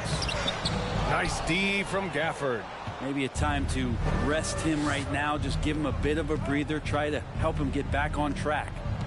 Porzingis passes to Gafford. And here's Wright from the arc. Doesn't go that time. Now Minnesota takes it the other way. Here's Noel. And we've heard the cautionary tales in the past. Does it seem like players today are getting better financial advice, in your opinion, Grant, to make their money last? Yeah, B.A., I think they're getting better financial advice, but I also think that the times that we're in, I think there's more awareness. Players understand the pitfalls or potential setbacks, the social media, digital age, all the information's there. So players today, yes, they're making more money, and I actually think they're doing a better job of protecting and saving their money, too. So it's Minnesota now after the basket by Washington. Reed for three. Can't get it to go. 5 for 11 in the game now. Well, if he wants to make the defense work, he's got to start knocking down the threes. Only one so far in this game for him, and none since halftime. Porzingis sets a screen. None. The pass to Gafford. And here's Wright. The three ball. Minnesota with a rebound. Reed's got 8 rebounds in the game. Edwards with it. There's the drive. Uses the glass on the layup. He is torching a defense that simply has no answers for him. And Washington shooting just 37% so far in this one. Wright with the ball. Picked up by Reed. It's rebounded by Rivers. That's not going to make you a favorite target of your teammates. They'll think twice about feeding you if you're going to keep missing layups. Spins. Back to Prince. On the wing, Noel. Outside Edwards to the middle. Noel, no good. Washington with the ball. Here's Avdia. That shot missing. And what a complete performance we saw from them. A dominant win in every way for the Timberwolves. And the disparity in the talent was obvious by the end. Sometimes you just don't have enough ammunition to compete. Yeah, B.A., just a total beatdown. And the next time these teams meet, I can't imagine it'll be any different. And this will give them win number 32 on the year so far. And I'm sure they're happy to get even for what happened the last time these teams met. And one player just stole the show tonight, doing everything for his team. A monster night for Rudy Gobert. And his activity level on defense, self-evident, racking up steals, deflections. I mean, he was a handful tonight. 32 seconds left in the game. Porzingis sets a screen.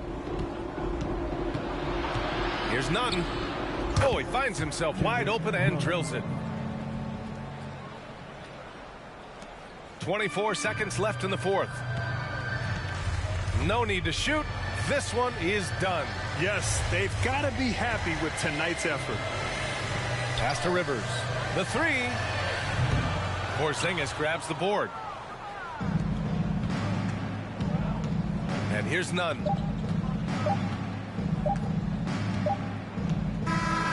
So we see the Timberwolves taking the W here. They didn't have too many problems tonight. They didn't. Just a tremendous team effort. Once they had that big lead, they were not going to let the visitors back into the game. And that'll do it, folks. So alongside Grant Hill, Allie LaForce, Brent Barry, and our entire 2K crew, I'm Brian Anderson saying thank you for watching. And as we leave, we give you our New Balance Player of the Game, Rudy Gobert.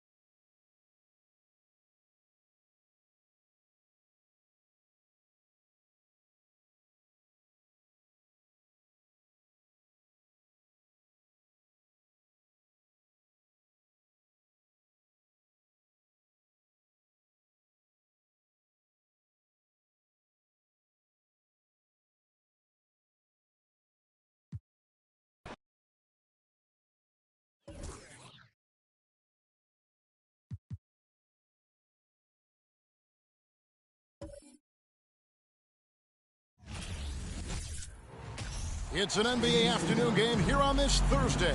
Alongside Doris Burke and Greg Anthony, this is Kevin Harlan. And on the sidelines, Hall of Famer David Aldridge. DA, it's all yours. Well, thank you very much. Now, the NBA has accepted that this is an era of player movement.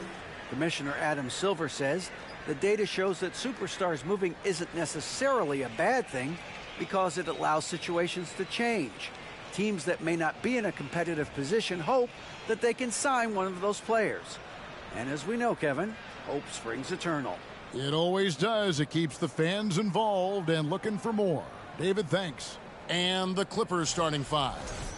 The wing pairing, George and Leonard. Post tandem for him, Morris and Zubats. And it's man in at the one. And for the Suns, Paul and Booker, the talented backcourt pair. Torrey Craig is out there with Lee, and it's Ayton in at the 5 spot. And there has, Greg, been some talk within the league about adding a mid-season tournament. What are your thoughts on that possibility? I mean, with the success of the play-in tournament, which, in full disclosure, I was not for, but love now, I can see why they're considering it. Now here's Paul. Shoots over Zubats, and the rejection by Zubats. Another shot. Here's Ayton, and Ayton throws it down. What a fantastic offensive rebounder. Ayton's so good at using his physical advantages. Here's George, and then George with the jam. Now, Paul George is an exceptional athlete and demonstrating his insane dunking skills there. Get this guy in the dunk competition. Nice angle on that replay with the AT&T 5G Slam Cam. And Phoenix has possession after the basket by Los Angeles. Here's Booker. Paul George grabs the miss. And here's George. He'll bring it up for the Los Angeles Clippers. Now the pass to Leonard for 3. And it's Phoenix with the rebound. This game coming on the heels of their win against the Kings. And, you know, they played a terrific all-around game. The effort level was there as well as the production. Yeah, definitely. I mean, it was hard to imagine them being much better at the offensive end. They were so efficient in almost every aspect. 5 on the clock. Here's Paul. No good on the shot, a bit long that time. Just one made field goal in 5 tries. Not a good start. Pass to Zubats. Some nice ball movement by the Clippers. A jump hook and scoring with the play inside is Leonard. Well, he's got size and he has touch. It makes interior scoring easy for Kawhi Leonard. Paul passes to Lee. Back to Paul. Takes the 13-footer. It's hauled in by Paul George. The Clippers have gone 2 of 3 here to start out the game. Leonard, the pass to man. Lee against George. Shot from free throw range. Goes back up. And it's Zubats laying it in. You're fighting to keep the possession alive, something this guy does so well. The Suns have gotten only 1 of 6 shots to drop for them to start this game. For the Clippers organization, GA, what do you think the goal is? Well, it's clear to me, Kevin. Get to the NBA Finals. The Clippers have never made it there. And I think a trip to the finals is within reach of this group. They just need to stay healthy.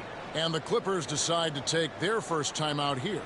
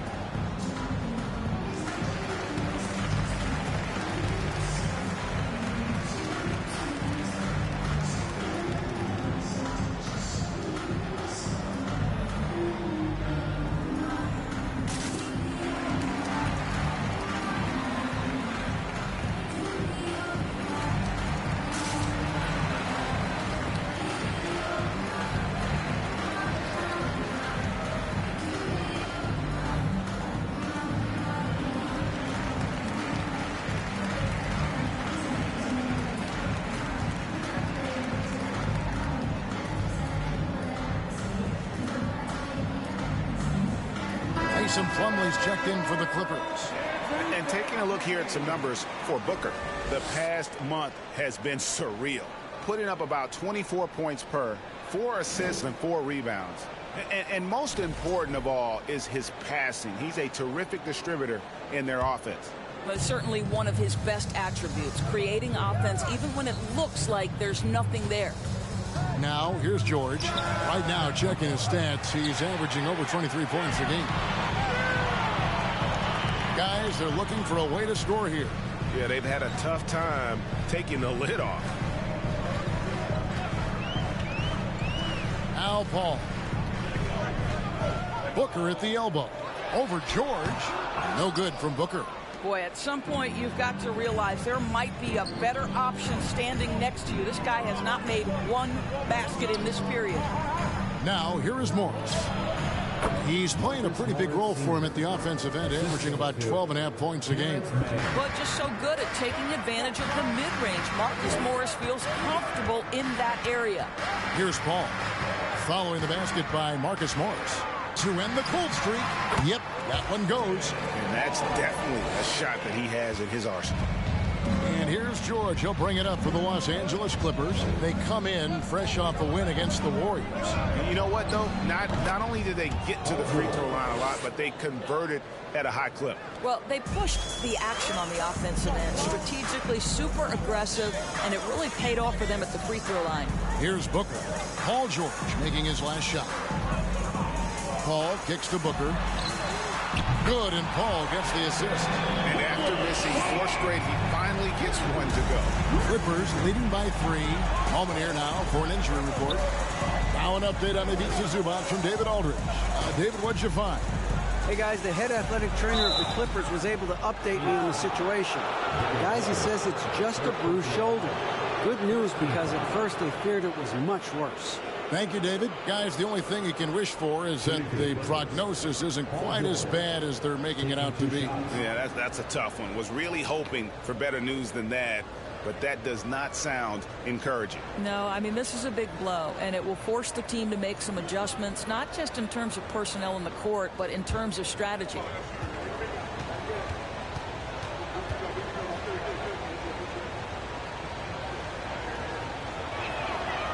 And that one misses. Well, in spite of the critics and the injuries, Paul George continues to produce one of the league's truly elite players. He hits the second from the line. And you mentioned the injuries for Paul George. Let's see, G8, the broken leg, shoulder surgeries, last season a torn elbow ligament. And I'm sure there are a few others, Kevin. But give him credit. To battle through and maintain his greatness tells you something about his competitive will. Now, here is George. 20 points for him last game against Golden State. And if you look at his free throw numbers, you can see what kind of pressure he put on the defense. He was in attack mode all night long. Summer of 2014, Doris. Paul George suffering a leg injury playing for the national team. Kevin, I remember that injury like it was yesterday. There were many, including me, who wondered whether Paul George could ever be the same guy. And amazingly, he puts in all the necessary work, and I think has come back better. That is a huge credit to his work ethic and his grit. First free throw is good. And talking about a franchise that has done a complete 180, look no further than the Phoenix Suns. Before 2021, they hadn't even been to the playoffs in 10 years. In just 4 seasons, Phoenix, Greg, went from last in the conference to the best record in the entire NBA. It's been an unbelievable story. And there's a lot of talent on this team, not to mention a great coach in Monty Williams. The future is bright for this franchise. Here's Mann following the basket by Chris Paul. Plumlee trying to break loose. Misses from close range. Well, you have to like their work on the boards, Kevin, particularly here to start the game. That bucket in no time at all. Booker's got a pair of threes now in the first quarter for the Suns. It's George on the wing. Got it. He's now 3 for 5 from the field. Boy, it seems like every shot he puts up, it's going in. This guy is hot, hot. Near the three-point line, it's Booker. Drops one in from the wing. Booker's got 8. lightning quick release on that jumper. No one could get to Booker in time. Leonard the pass to George. And the shot is good. He's got 11. I'll tell you, this lead's not going anywhere with this guy making plays. What a quarter. Ayton in the high post. Dishes it to Paul. Shoots from the elbow. And no good. And the Clippers will come the other way. And this quarter, he has clearly been off the mark. And that one drops. And of the last 6 baskets, 5 have come on the interior. This is just smash mouth physical basketball, guys. Craig with a screen on George. Near the three-point line, it's Booker. And it's off the back rim. No good. Clippers leading by 5. And George hits again from deep. Well, Paul George is excellent both defensively and offensively. You want to talk about 3 and D? He's got both. Now, here's Craig. He's been quiet so far. Still no points in the game. Down low. Deflects the pass. Plumlee with the steal. Here's Mann. Passes to Plumlee.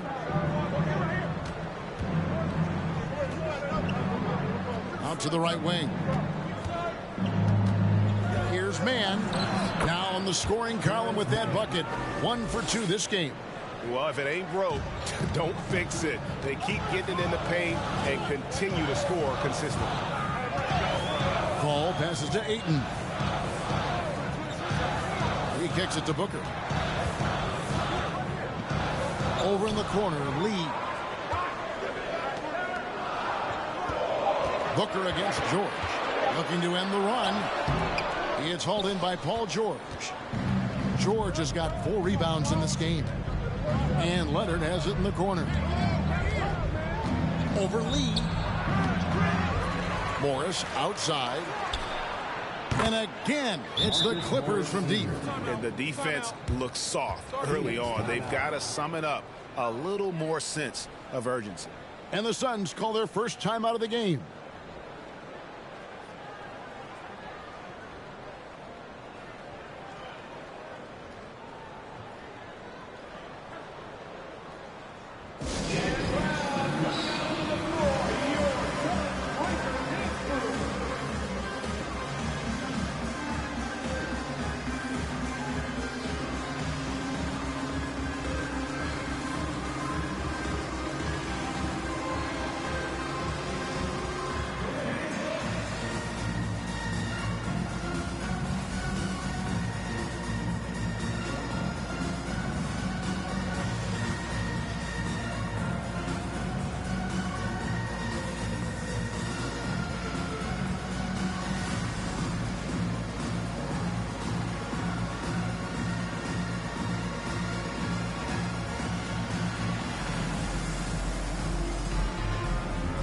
Big group substitution here for Phoenix. Landale's checked in. Paisley comes in for Torrey Craig. Warren's checked in for Lee. And Terrence Ross is subbed in for Booker. Now here's Paul. A 17-point game for him in the win against Sacramento. They can't stop the run with that one. This guy just can't find his rhythm, and you look up at the scoreboard, they absolutely need his productivity. Pass to Plumlee. From 12 feet out. And it's Leonard missing. Suns trail by 13. Paisley passes to Paul. Here's Landale. And here is Warren. Inside. Paul dishes to Ross. Right side Warren. Drops it in from 11 feet. That's what we call cashing in from the mid-range. T.J. Warren's been there a time or two. Here's Highland. They look to him for part of their offensive attack. Right now, averages nearly 12 points a game. The pass to Leonard. Shoots over Warren, and it's Leonard. That time on the assist from Batum. Leonard's got his second basket of the game. Oh, this is the kind of start they were hoping for. Paul outside. Outside Warren. Leonard with the steal. And contact on the shot, so he'll be shooting free throws here. I think one thing you love about Kawhi Leonard, this guy never gets too high, never gets too low, but he is the ultimate competitor because he competes at the highest level regardless of the situation.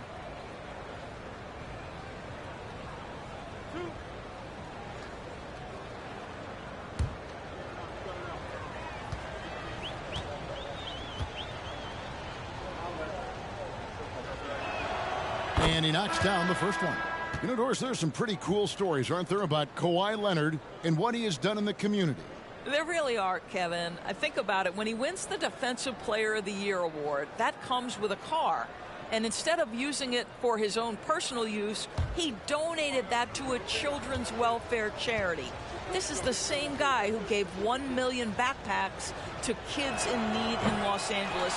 Just a few of the things he does for his community.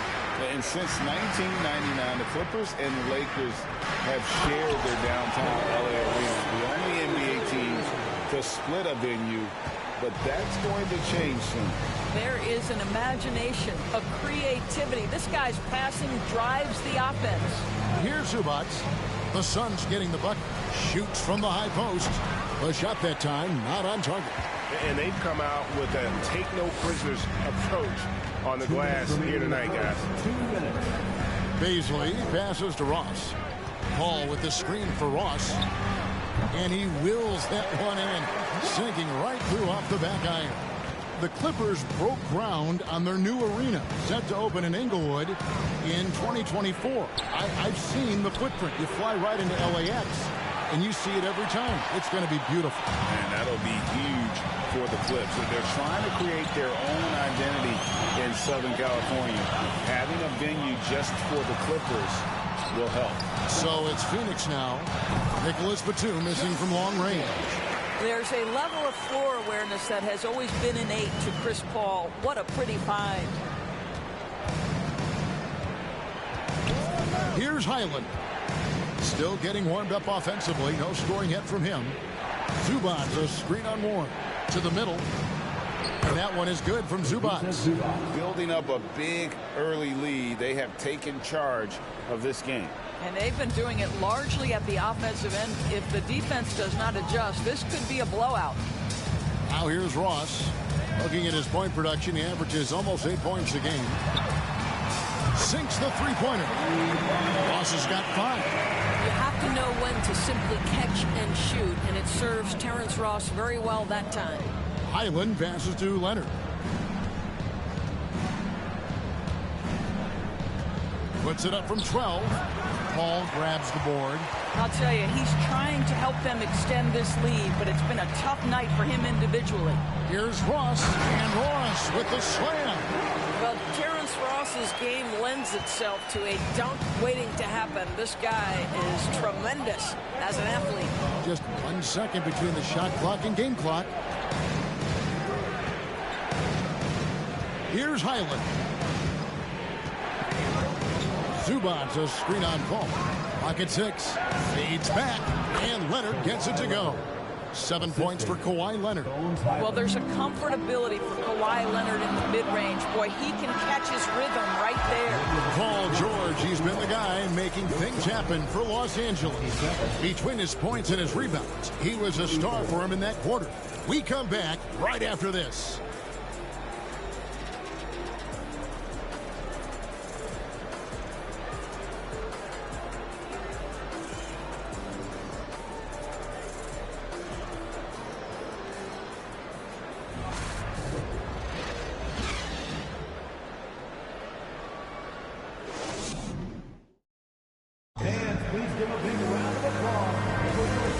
Again for tuning in. If you're just joining us, we've played through 1 quarter of action so far.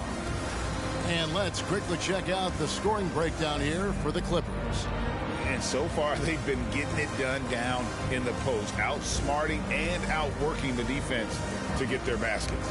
I think the other thing they've done a great job of is making their presence felt inside, converting tons of paint opportunities. And so George will bring it up for the Clippers. So with Paul on the bench, here's the group that Monty Williams has on the floor. We've got DeAndre Ayton, Lee out there with Booker. Then there's Warren, and it's Craig in at the 4. See, Paul George just understands how to use his length and his size. He is such a tough cover close to the basket. He's gone 3 for 4 from the line. In their last contest, guys, he was unconscious from the foul line.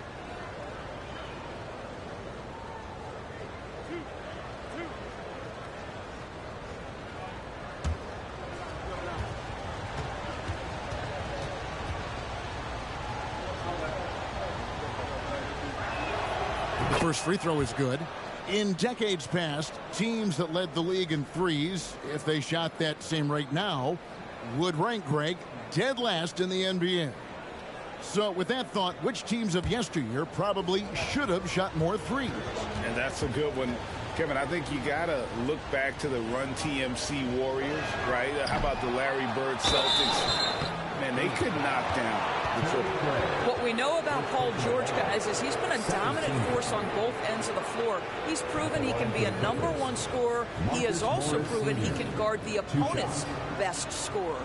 This is his first free throw of the game.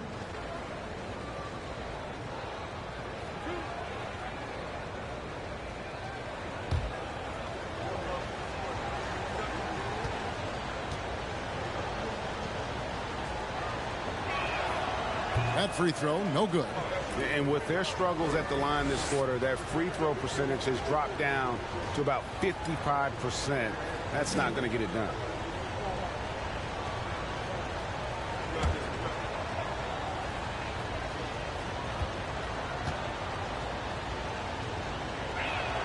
And he sinks the second.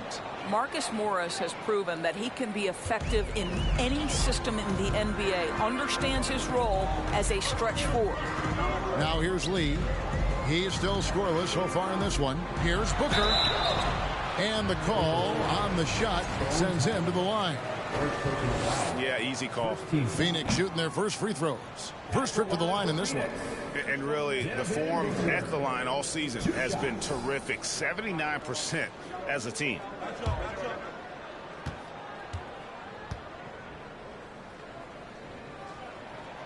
And he's good on the second. Well, Devin Booker's ability to put offense on his back is huge for any organization. His willingness to absorb and embrace responsibility is so crucial. Now, here is George. Here's Zubac. And finally they hit one. Zubac has got 6. Boy, when he's this deep, it's going to be tough to stop him, especially with a smaller defender. Pass to Warren. Ayton sets the pick for Warren. Back to Ayton. And yes, it's good. Ayton's got his second basket of the night. Boy, look at how natural DeAndre Ayton looks in the pick and roll. This guy is smart. He understands how to navigate. Here's George. And the rejection by Ayton. Now, here's Warren. He's covered closely. Booker finds Ayton. And here is Lee. Ayton sets the pick for Lee. Again, Phoenix. And now approaching 2 minutes of action here in the second quarter. Highland passes to Zubac. He dishes it to Powell. Passes it to George. Fires the 3. That doesn't go either for George. Suns trail by 6. Warren gets to lead. Second quarter of play with around 2 minutes gone so far. Back to Warren. Down to 5 on the shot clock. Goes up and lays it nice and easy. Craig's got his first points in this one. Well, this is one aspect you'd like to see more of from T.J. Warren. We know he's a great scorer. Pretty dime there. George against Warren. George passes to Powell. Takes the 3. And it's Ayton with the rebound. Ayton's got 6 rebounds here tonight. On the wing, Lee. Taking a look at the scoring numbers. Right now he averages about 9 points a game. Pass to Booker.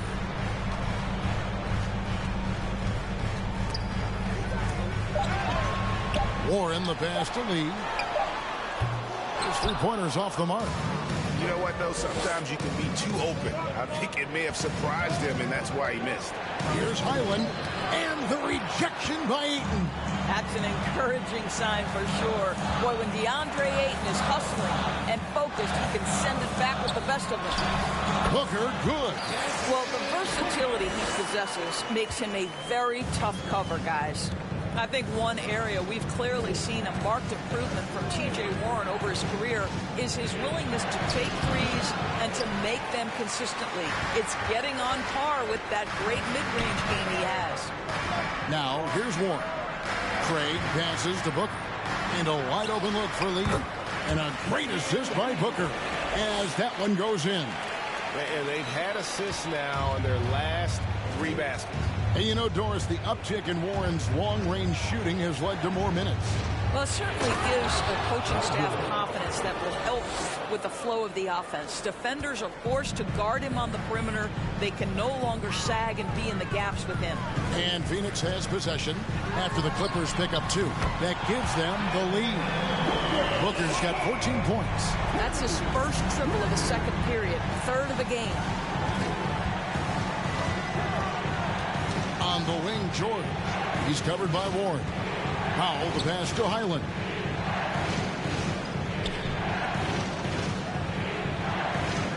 Morris with a screen on Booker. Highland trying to answer back, but that 3 is off the mark.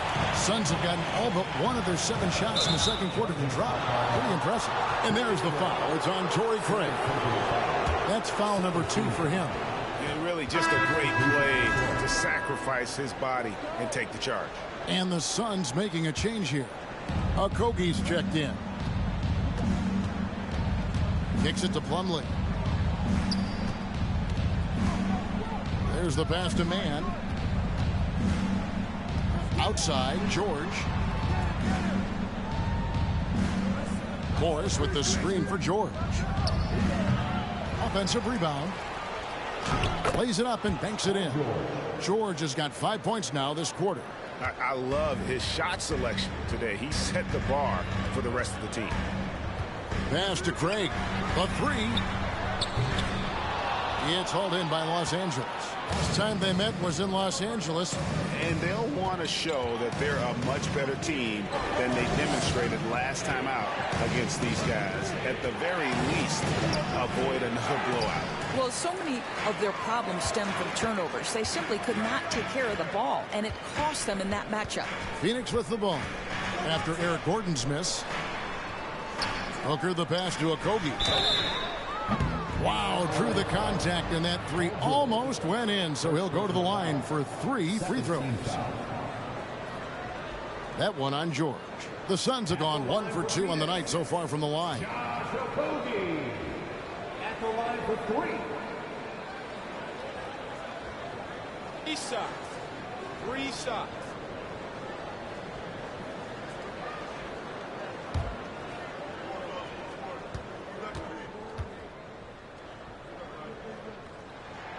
And he's good on the first of 3. Guys, when we think of Josh Okogie, the athleticism is eye-popping, and the relentlessness with which he plays the game, that will be what keeps him on the floor. Biombo, he's checked in for Torrey Craig. And the Clippers with a change here, too. Robert Covington's checked in for Marcus Morris. And he can't hit the second.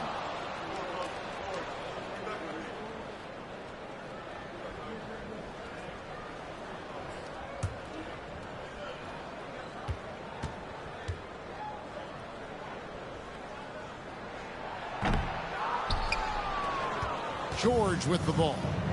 21 points in the game. Here's Mann. Outside Gordon. It's Biombo with the rebound. And guys, you've heard of overpassing. Well, that shot was an example of underpassing. Well, there's no doubt there were better options on the floor, certainly seemed like he had his mind made up. And now the latest from our reporter, David Aldridge. Thank you, Kevin. Well, Kevin Durant learned an important lesson at age 11. His dad cooked him one-on-one, dunking on him and talking trash. Durant started crying and he locked himself in his room, but he came to realize, what am I so mad at? It's good to be passionate, but channel it. Once you're off the court, leave it and go back to being you. Kevin? Great advice. David, thanks. And so here are the Clippers. Devin Booker missing his last shot. Here's Mann. He had 16 points in the win against Golden State. Well, you also have to credit the way he controlled the pace of the game and was able to create for his teammates. And you know what? You allow a guy to get right to the rim like that. That's your only option. And some stats here, guys. The scoring breakdown for Phoenix. They've looked to fire as much as possible from outside the arc, and so far they are hitting at a high clip. And the other thing I love, how they're making the extra pass. They're not settling for the first shot. They're going from good to great.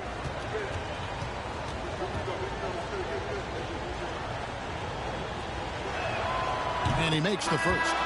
So for the Suns, Baisley's checked in for Ayton. Terrence Ross comes in for Damian Lee. And Chris Paul subbed in for Devin Booker.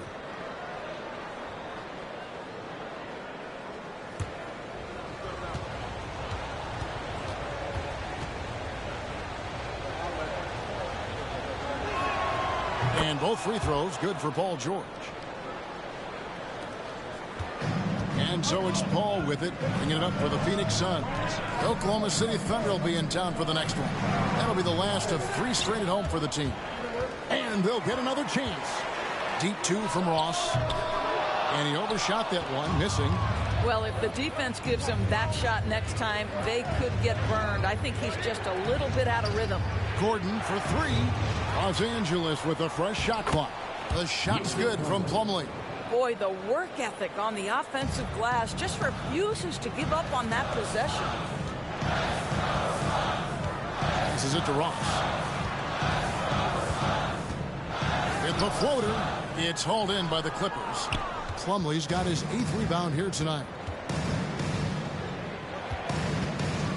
Now, here's George. Not a lot of room.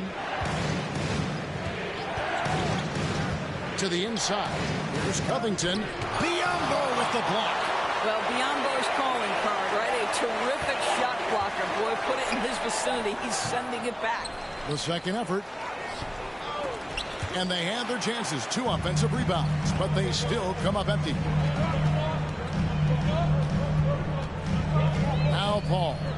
The scoring numbers have been solid for him. He's averaging just under 14 points a game. Ross on the wing. Hands the shot from the wing. Ross has got the game tied up here for the Suns.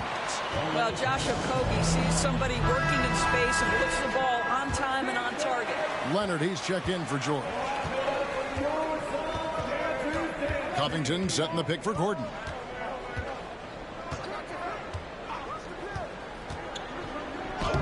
Lays it up off the glass.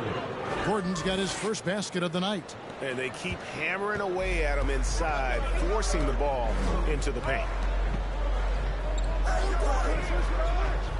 Here's Okogie. He's covered by Leonard. Ross on the wing. Off target from the wing. Los Angeles has got nothing but zeros from long range in the second quarter. 0 of 4.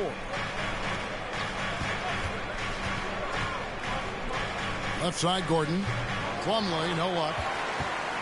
Phoenix has gotten a success rate of just over 50% from three-point tonight. 4 of 7 shooting. Pass to Paul. It's Biyombo atop the key. The dish to Ross. Shot clock at 6.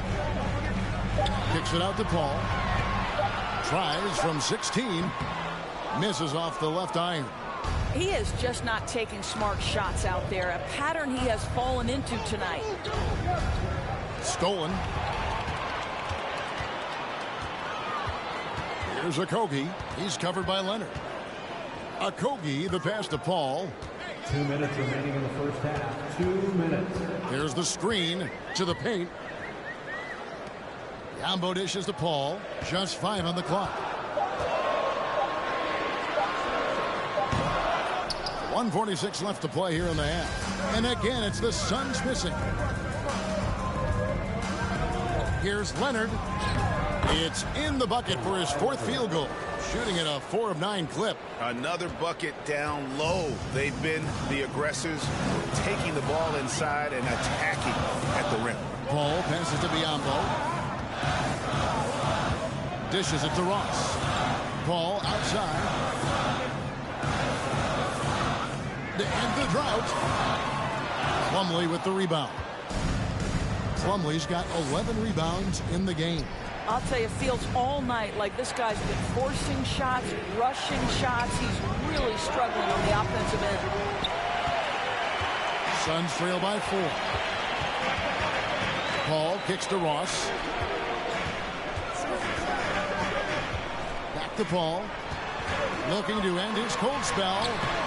Misses from short range. Boy, a tough go for him in this quarter. You can see how desperately he wants to get things started. He just can't make a shot. Now here's Covington. He's been patient so far. Nothing on the scoreboard yet. The shot's good from Plumlee. We know this about Robert Covington. He is a team man first and foremost. Pretty pass. Here's Paul. Following the basket by Mason Plumlee. Now here's Ross. 9 points in the game so far. And here's Biyombo, and it's Mason Plumlee with the foul. That is his first foul of the game. 3rd team foul. Substitution on the court.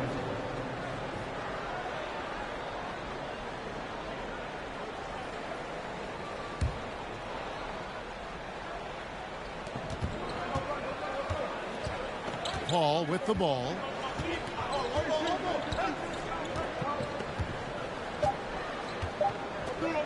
Trying to get something going. And that one released in time, but no good.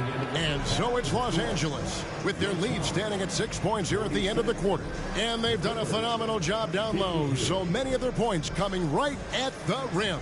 It's time now to go courtside as we send you over to David Aldridge from the sideline. David, take it away. Thanks very much, guys. With head coach Monty Williams. Coach, how do you get things going a little bit more offensively? Well, we got to set screens. We got to get stops. If we're getting stops, we can play in transition. That opens up a lot for us. Yeah, you guys are hard to beat when you're out and running. We'll see if that happens more. Thanks, Coach. Back to you. Thanks for the great interview, David. And we'll be back for the 3rd quarter of basketball following halftime.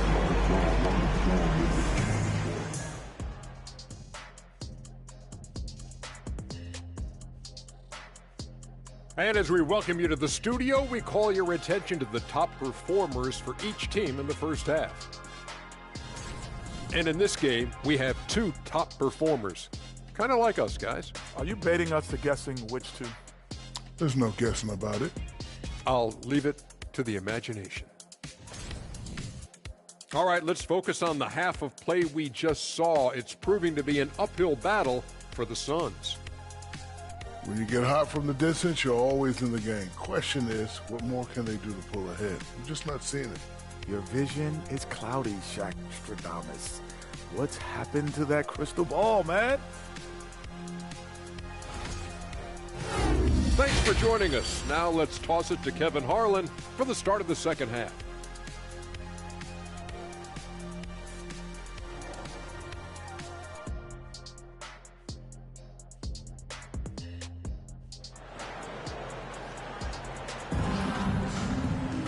Second half of basketball upon us. We may be in for an exciting finish based on how close of a game it's been so far. It's been one outstanding game from George. And the way he goes at defenders, he is bound to get to the line just like he did there in that first half. I have to love his tenacity. This guy stays in attack mode, makes defenders work, tries to keep them off balance. And after a fairly even first couple of quarters, the second half could turn out to be a great one as both teams try to gain an edge. Checking out the group for Tyronn Lue to start the second half.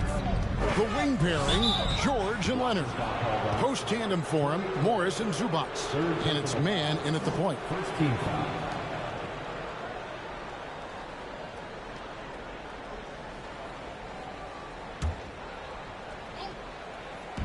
On defense, Phoenix. They trail by 6. And that one, good. And that's 11 points for Kawhi Leonard.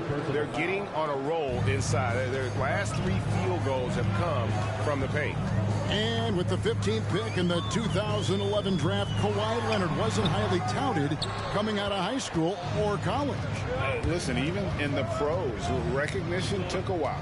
How about this? He won Finals MVP and Defensive Player of the Year before he ever made an All-Star team. Now, one of the 75 greatest. And good that time. Loving the energy right now here in the third quarter as they try to take control of this game. You know, possessions like that will help them feel good going into that final quarter.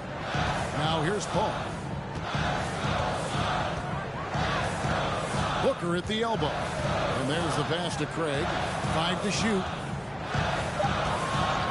Paul kicks to Booker from downtown.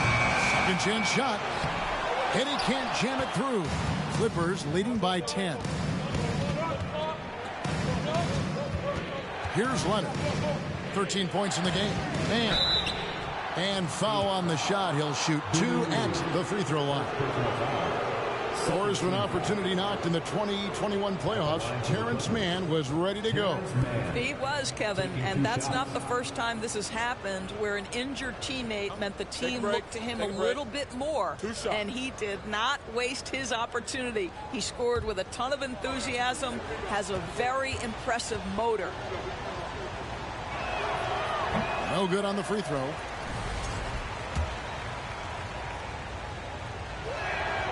Good on the second free throw. Here's Paul. First minute and a half of basketball here in the third quarter.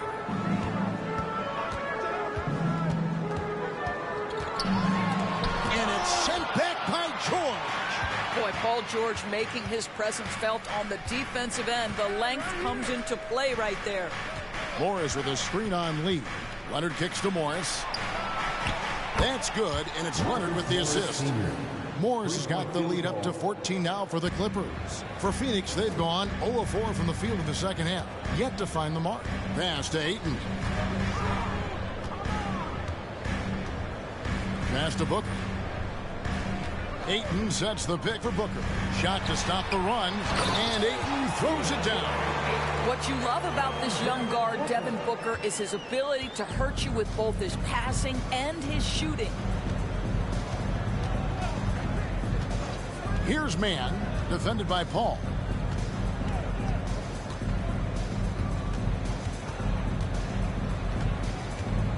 Here's Mann.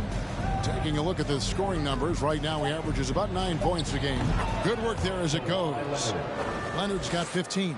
Great play calling, great execution, leads to 4 for 4 to start this half. Pass to Craig. Now here's Booker, defended by George. Shoots from 14. No good from Booker.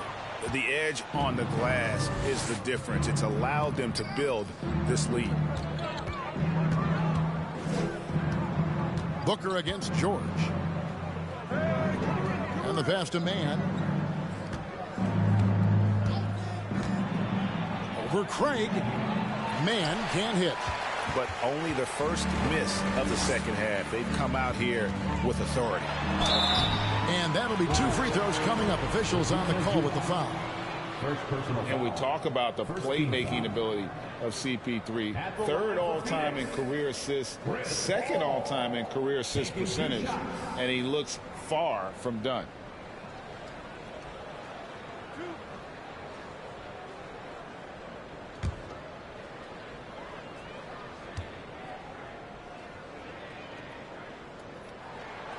Free throw drops for Paul.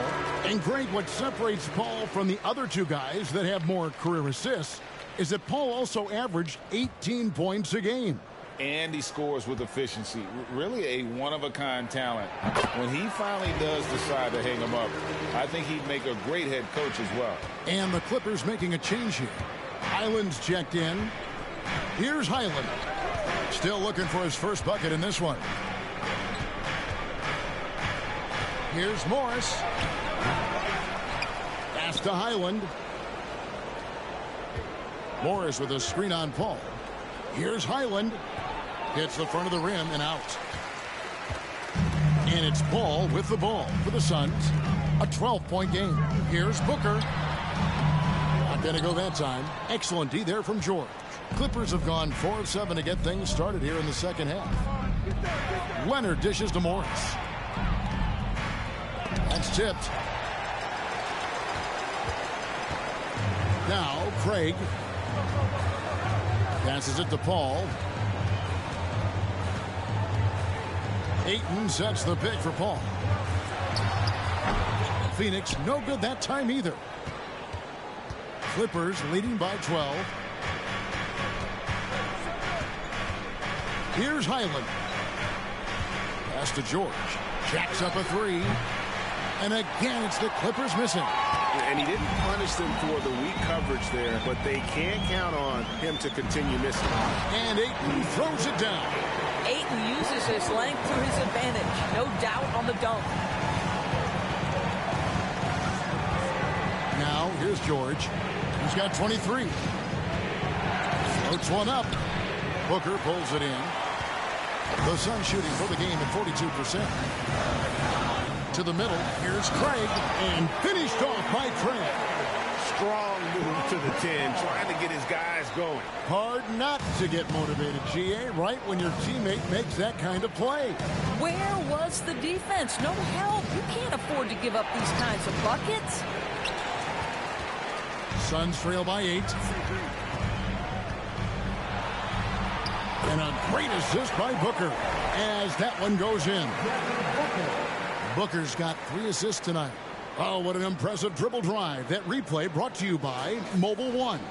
It's all about the ability to get 2 feet in the paint, whether it's creating for a teammate or for yourself. Now, here's George. To stop the drought. Rebounded by DeAndre Ayton. Boy, 9 times out of 10, that's going in. I'm sure he surprised himself with the miss. Lee outside. The pass to Ayton.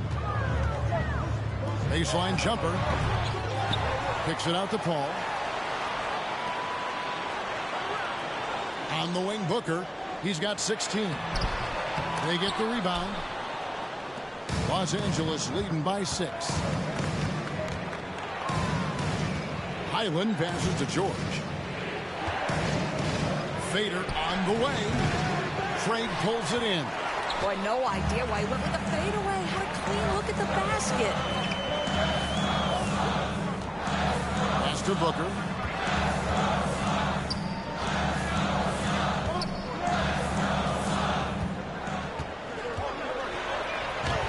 Pops in the layup for 2. Booker's got 18 points in the game. Devin Booker found his rhythm early. He's sustaining the offense all by himself, and his teammates simply keep finding him. And the Suns here with a different look. Yambo, he's checked in for 8. Paisley comes in for Torrey Craig. T.J. Warren, he's checked in for Lee. And Terrence Ross is subbed in for Paul. And then for Los Angeles, Plumlee, he's checked in for Zubac. Robert Covington comes in for Marcus Morris. And Norman Powell subbed in for George. Here is Ross. Following the basket by Mason Plumlee. They set the pick. For 3, Booker. He can't hit that time. And it's the Clippers taking it the other way. They've led by as many as 14 points. Leonard against Warren. And it's Leonard missing. Suns trail by 6. Passes to Ross. Here's Booker. And it's sent back by Plumlee. I tell you, a rough quarter for him, and that puts so much pressure on the guys around him. Leonard dishes to Powell. Beyond the arc. Highland misses. He is single-handedly dropping the temperature in here with that cold streak. He is trying to shoot his way out of it, and it might be better for him to pass the basketball at this point. Now here's Ross. Phoenix no good that time either. Pass to Highland.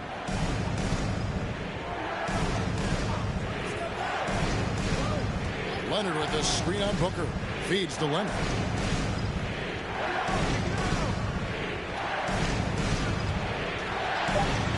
Over Warren.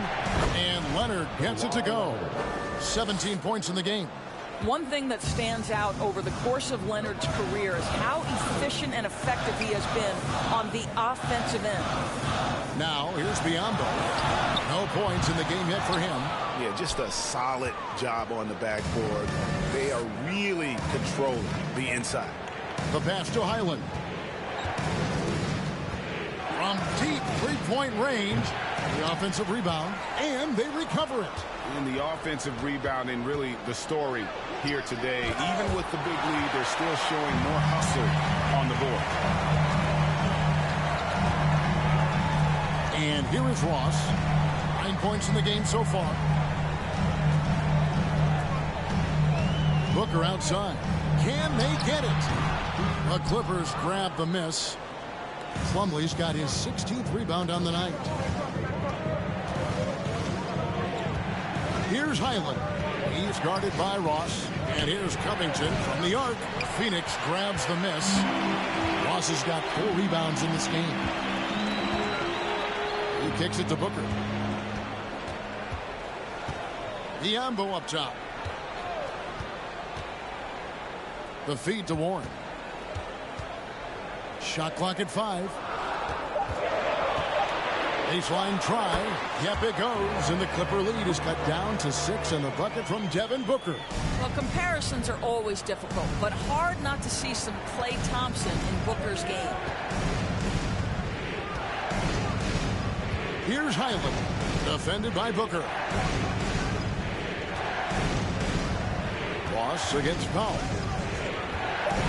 Over Ross. The shot by Powell, no good. On offense, here are the Suns. They're on a 14-6 run. Here's Warren. Here's Biyombo. He gets it in there. We call that persistence, folks. Bismack Biyombo is a force on the offensive glass. Left side, Leonard shoots over Warren. Out of bounds. Phoenix will take possession. Taking a look here at some of the numbers for Josh Okogie.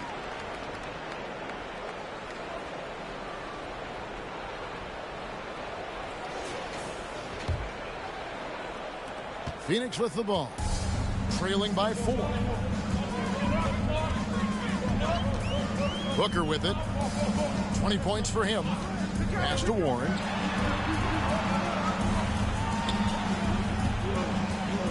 Shoots from 12. And it's rebounded by Covington. The game has been very close in a lot of areas, but rebounding has been the one differentiator thus far. Covington, a screen on Ross. Kicks it to Covington. He dishes it to Powell. 6 to shoot. And foul on the shot, so he'll get a chance at the line. It goes on Devin Booker. Well, Norman Powell knows his role, and that is to be aggressive on the offensive end. Great job drawing contact. The Clippers have made 9 free throws in the game, 14 attempts. Shoot 2.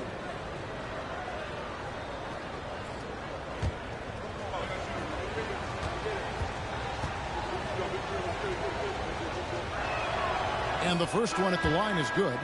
Now the Clippers trading last season for Norman Powell.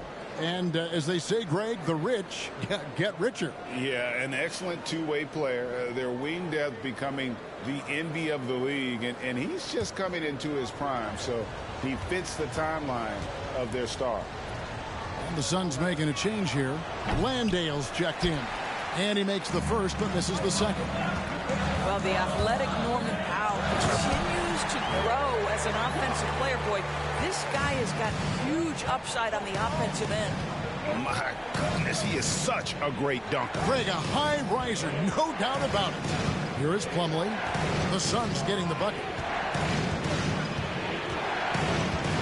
Now Powell. He's been a nice option for them offensively, and he's averaging more than 17 points a game. Wow, pretty pass from Powell. This guy has great instincts as a scorer. At that time, sets up his teammate. Ross for three. The shot, no good. And we've reached the end of the third. Clippers lead by 5. Don't go anywhere. The final quarter is coming up next on 2K Sports.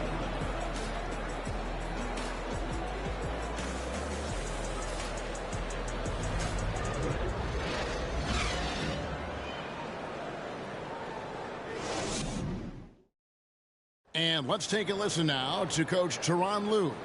Keep attacking, all right? Now, come on, be aggressive, all right? Let's move the ball, let's swing the ball, move body, drive and kick, all right? Now staying focused on the task at hand. You heard it in Coach Lue's voice, urging his guys on. All about focus and how you execute at this point. Tough to beat. And it's been a very competitive game so far as we get rolling here in quarter number 4. We've got Lee, also Chris Paul out there. Ayton is out there with Torrey Craig. And it's Landale in at power forward. That's who's out there for Phoenix. Now here's Gordon.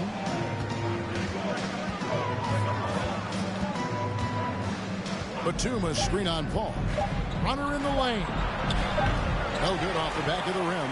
You know what? They're winning, though, despite the fact that he has just been really off.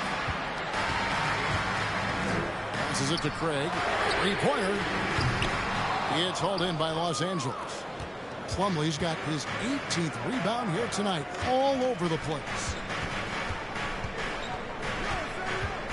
Here's Mann, defended by Paul. Batum sets a screen for Gordon. Pass to Mann. From outside, off the mark. Suns trail by 5. Here's Paul. And the pass to Landale. Back to Paul. He feeds it to Ayton.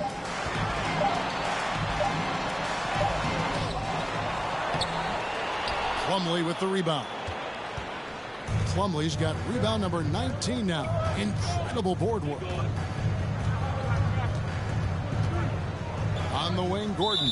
Craig defending, and Chris Paul picks up the foul. That'll be his second foul of the game.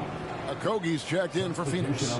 The Clippers also making some changes. Ivica Zubac has checked in for Plumlee, and it's Paul George in for Norman Powell.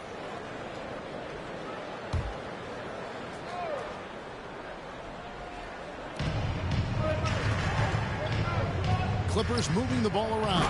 And George with the stuff.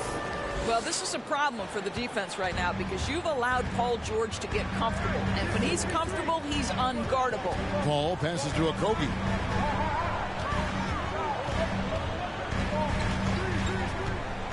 Lee outside. 6 on the shot clock. Ayton a screen on Gordon. Here's Okogie. Phoenix no good that time either. And here's George. He'll bring it up for the Clippers. Here in the fourth quarter, their defense has been very strong, allowing no baskets. Out of bounds, Phoenix will take possession. And Los Angeles with some changes. Marcus Morris comes in for Nicholas Batum. And Kawhi Leonard subbed in for Eric Gordon. Suns trail by 7. Phoenix calls timeout. Yeah, he needs to tell his guys to just box out with some energy. That's basic basketball. They've been lazy on the backboard and have allowed way too many second chance points.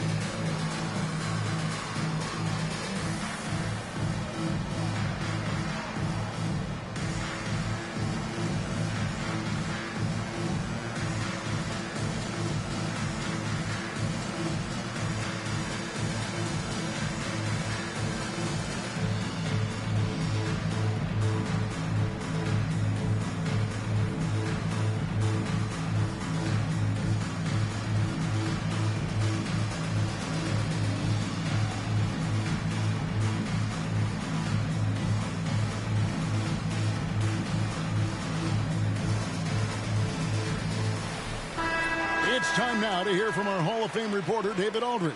What's the latest, David? Hey, guys, I had a chance to listen to what Monty Williams discussed with his players. He said, this is where we make our move.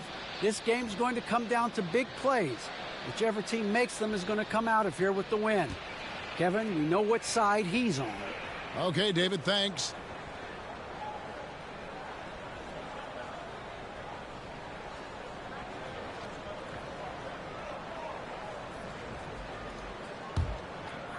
Just a little under 2.5 minutes have passed now here in the fourth.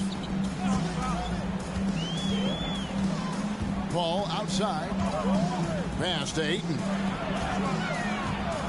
Shoots over Zubac. It's good, and the Clipper lead is cut down now to just 5 on the bucket from Ayton. Well, the big man flashing his touch. DeAndre Ayton makes it look easy. Ayton against Zubac. The three from George. Los Angeles with a fresh shot clock. And he'll shoot free throws here. Clearly fouled on that shot that time. The whistle blowing. I'll tell you what, he earned his money on that foul. And guys, what do you think about the offensive approach so far that we've seen for Los Angeles? You love how they've lived in the paint, making the defense just consistently have to collapse and still finding ways to convert. And the other thing, guys, credit their game plan. They've been getting the looks they want, and they are executing at a high level. The first one falls.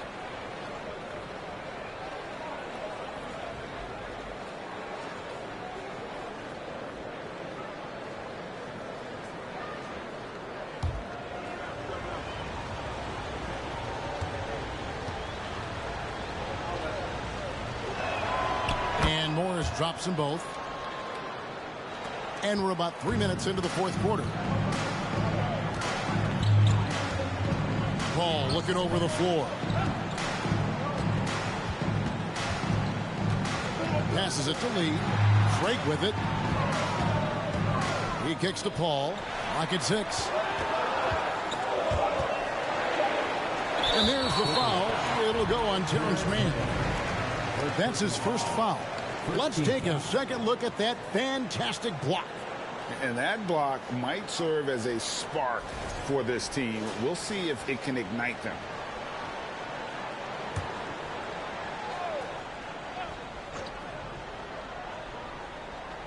A bit under 3.5 minutes have passed here in the fourth. Ayton finds Paul. Oh, Ayton in position. Oh, and they get in the way of the alley-oop. Not to be. Good play defensively. The D feels like it's everywhere, and that pass should not have been made. Leonard, the pass to Mann. Back to Leonard. Fade away. That's tipped, and that one goes out of bounds. Last touch by Zubac. A chance to check out Los Angeles' upcoming schedule. On Friday, they'll tip off a homestand starting with the Sacramento Kings. Then on Sunday, they'll be matching up with Nikola Jokic and the Denver Nuggets. And for that game against the Timberwolves, it's going to be an all-out battle. And you just hope they are rested and able to execute their game plan, as it's going to be a tremendous challenge.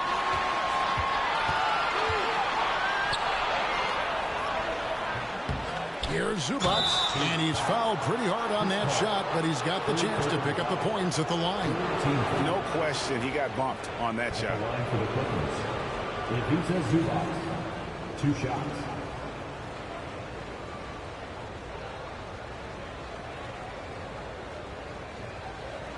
Take a break. Take a break. 2 shots.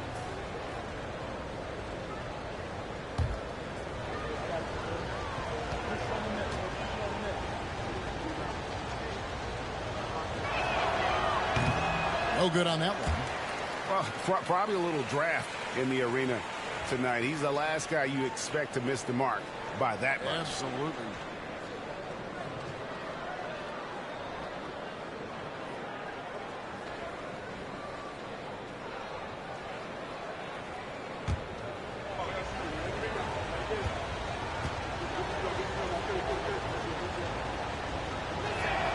And the second free throw, good.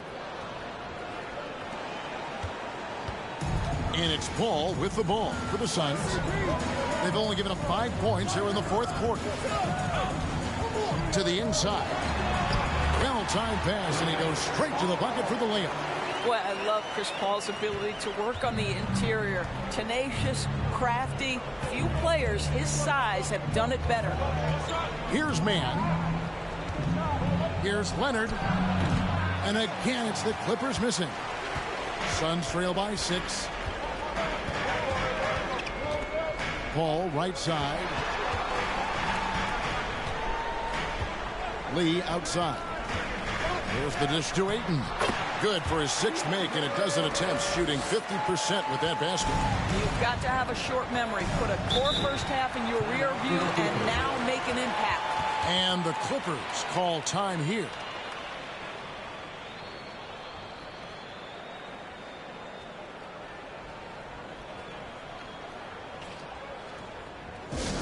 Who's ready for future time?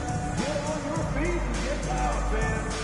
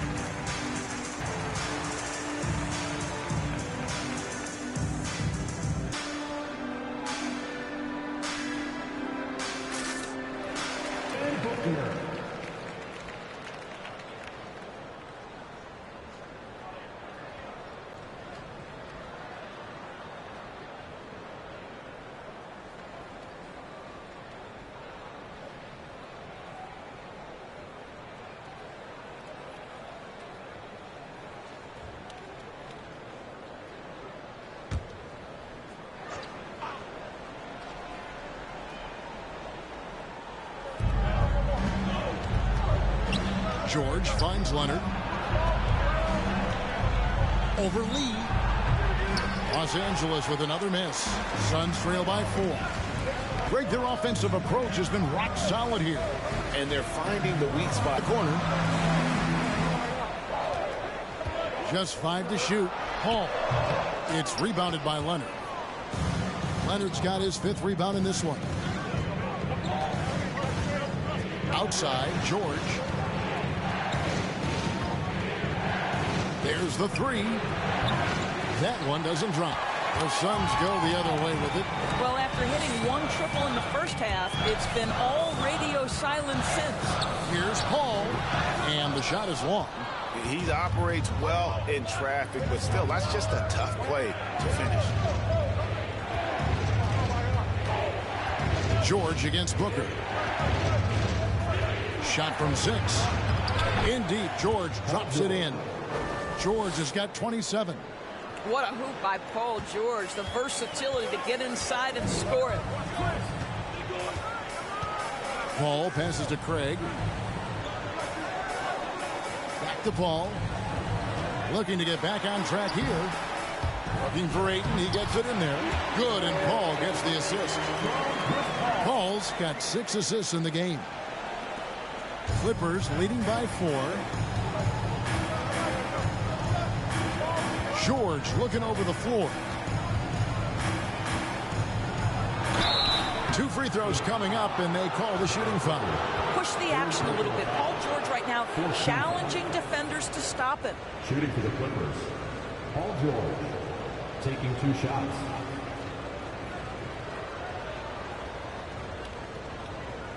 Shoot 2.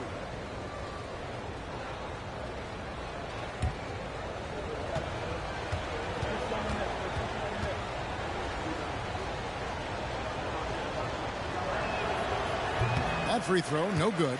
And he's letting a lot of points get away at the free throw line tonight. It's got to be frustrating to have all that hard work not pay off.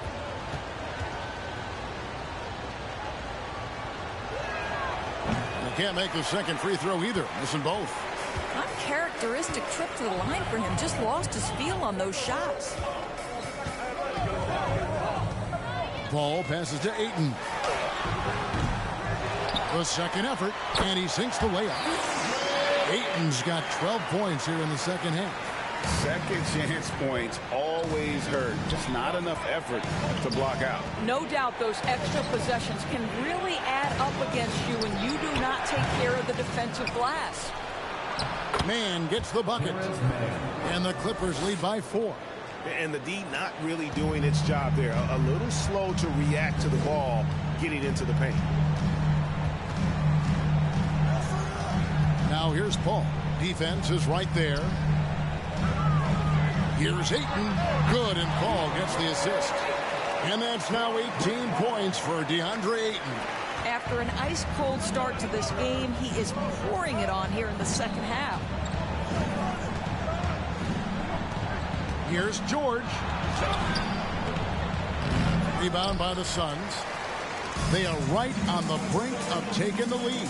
This is an absolutely critical juncture in this game. Right wing. Booker outside. To tie it up. Tries again. Craig can't get it to go. And so it's Leonard with it. He'll bring it up for the Clippers. Led by as many as 14 points. And George gets it to go. Well, no hesitation. The full arsenal on display here for catch and shoot, rise and fire. Yes, Paul George. Now, here's Craig. Pass to Paul. It's hauled in by Los Angeles. Leonard's got rebound number 7 for him tonight. This is to George. Out of bounds. Phoenix will take possession. The Suns making a switch here. Warren's checked in.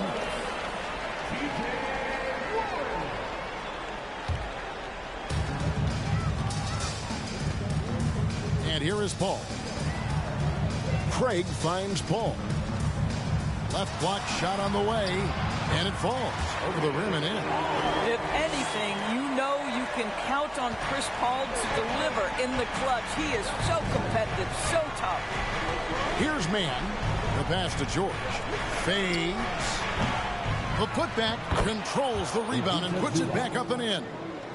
And the Clippers lead by 5. And, you know, I think they need to send more bodies to the boards at the offensive end. They had a good thing going there in that first half. And the Suns call time here.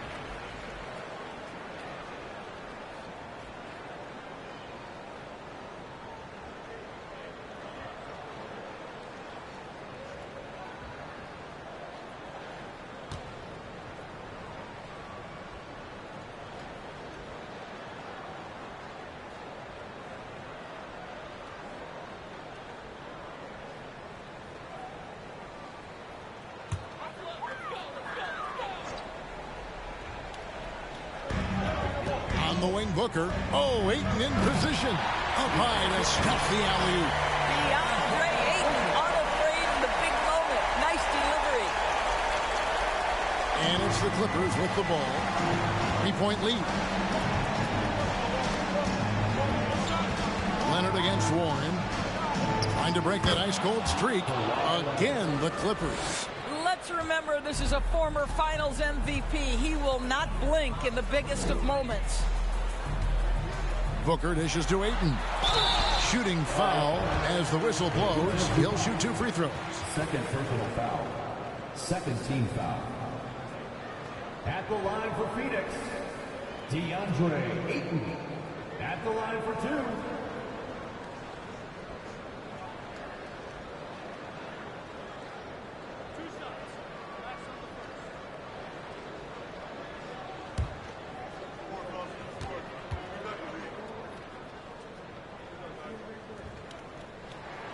And the first one drops. I think what you like most about DeAndre Ayton is probably how efficient he is on the offensive end. Now, obviously, the next step, he's got to raise his game and defensive intensity on that end of the floor.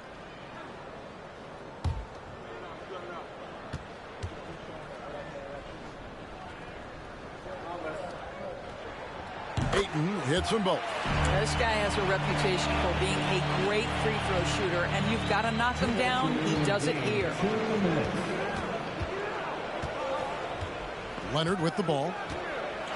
Zubac a screen on Warren. This one for 3. And again, Los Angeles with the triple. While he is deliberate, Kawhi Leonard reads the defense and knows when and where to put a pass. That was beautifully done. It's stolen by Morris. And Morris throws it down. That's a double whammy, guys. That's right. A great defensive play, then the emphatic stop. Let's see if that serves as a momentum builder. What a great sequence for this group. And here are the Suns now. After the basket by Los Angeles. You get a sense there of how challenging it is to guard DeAndre Ayton. Gets good position, makes the defense react. At the line for Phoenix, DeAndre Ayton taking 2 shots.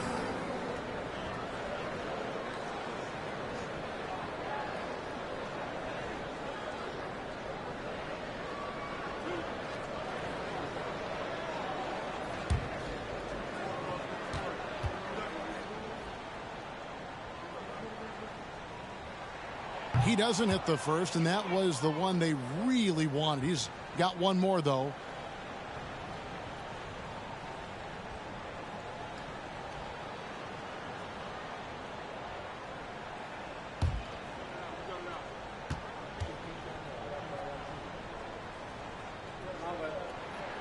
And he does get the second one, and that narrows the gap to 7.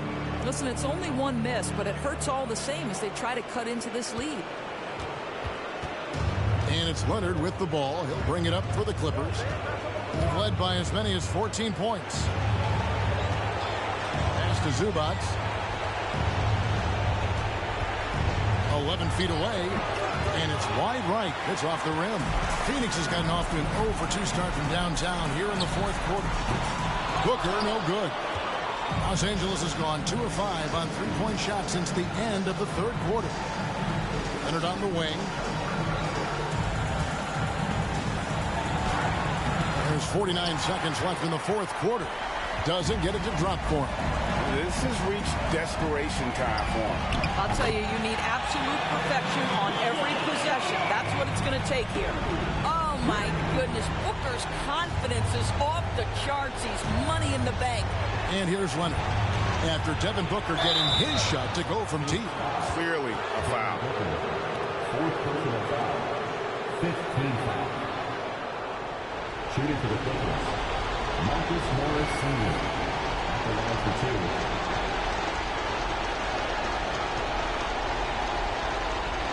Take a break. Take a break. 2 seconds.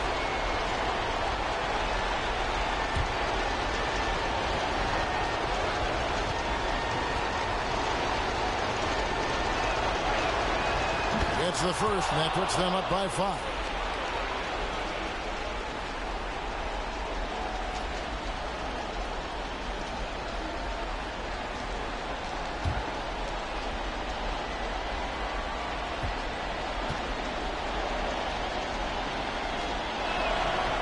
And so both free throws are good. And it's a 6-point ball game.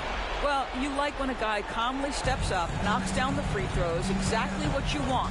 We've got a 9-second difference between the shot clock and the game clock.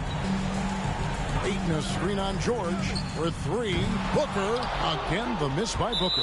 You've got to find a way to get yourself going in some other way, because hoisting from 3 is not the answer.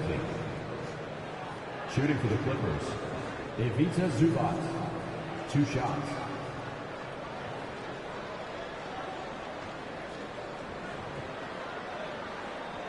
Take a break.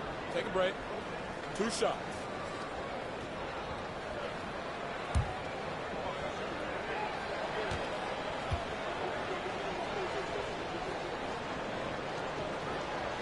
First free throw is good, and that makes it a 7-point lead.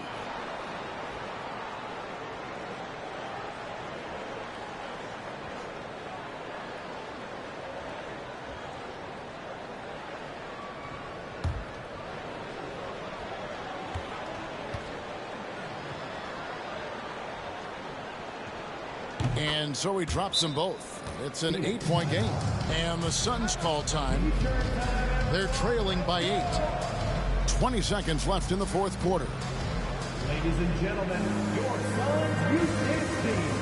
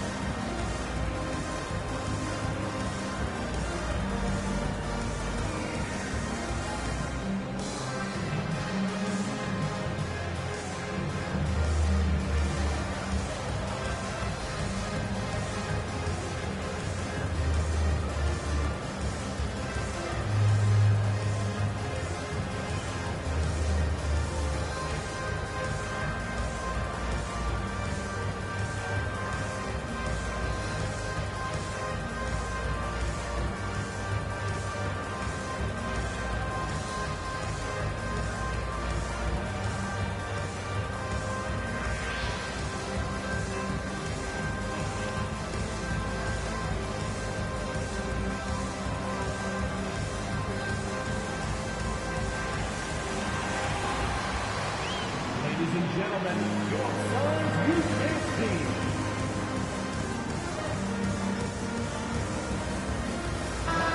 Big cheer to your Suns Youth Dance Team. Make some noise!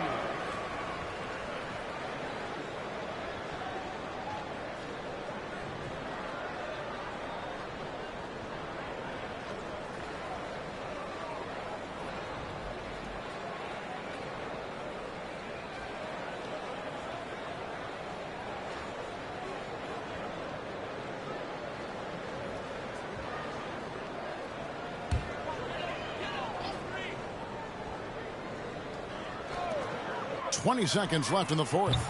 No good from Ross. Here's Los Angeles now. They've led by as many as 14 points. Gordon against Warren. Now Gordon. And so Los Angeles takes the win. This was a very strong showing for him, Greg. Not necessarily a... Thank you, David. Great interview once again. Well, folks, that's good.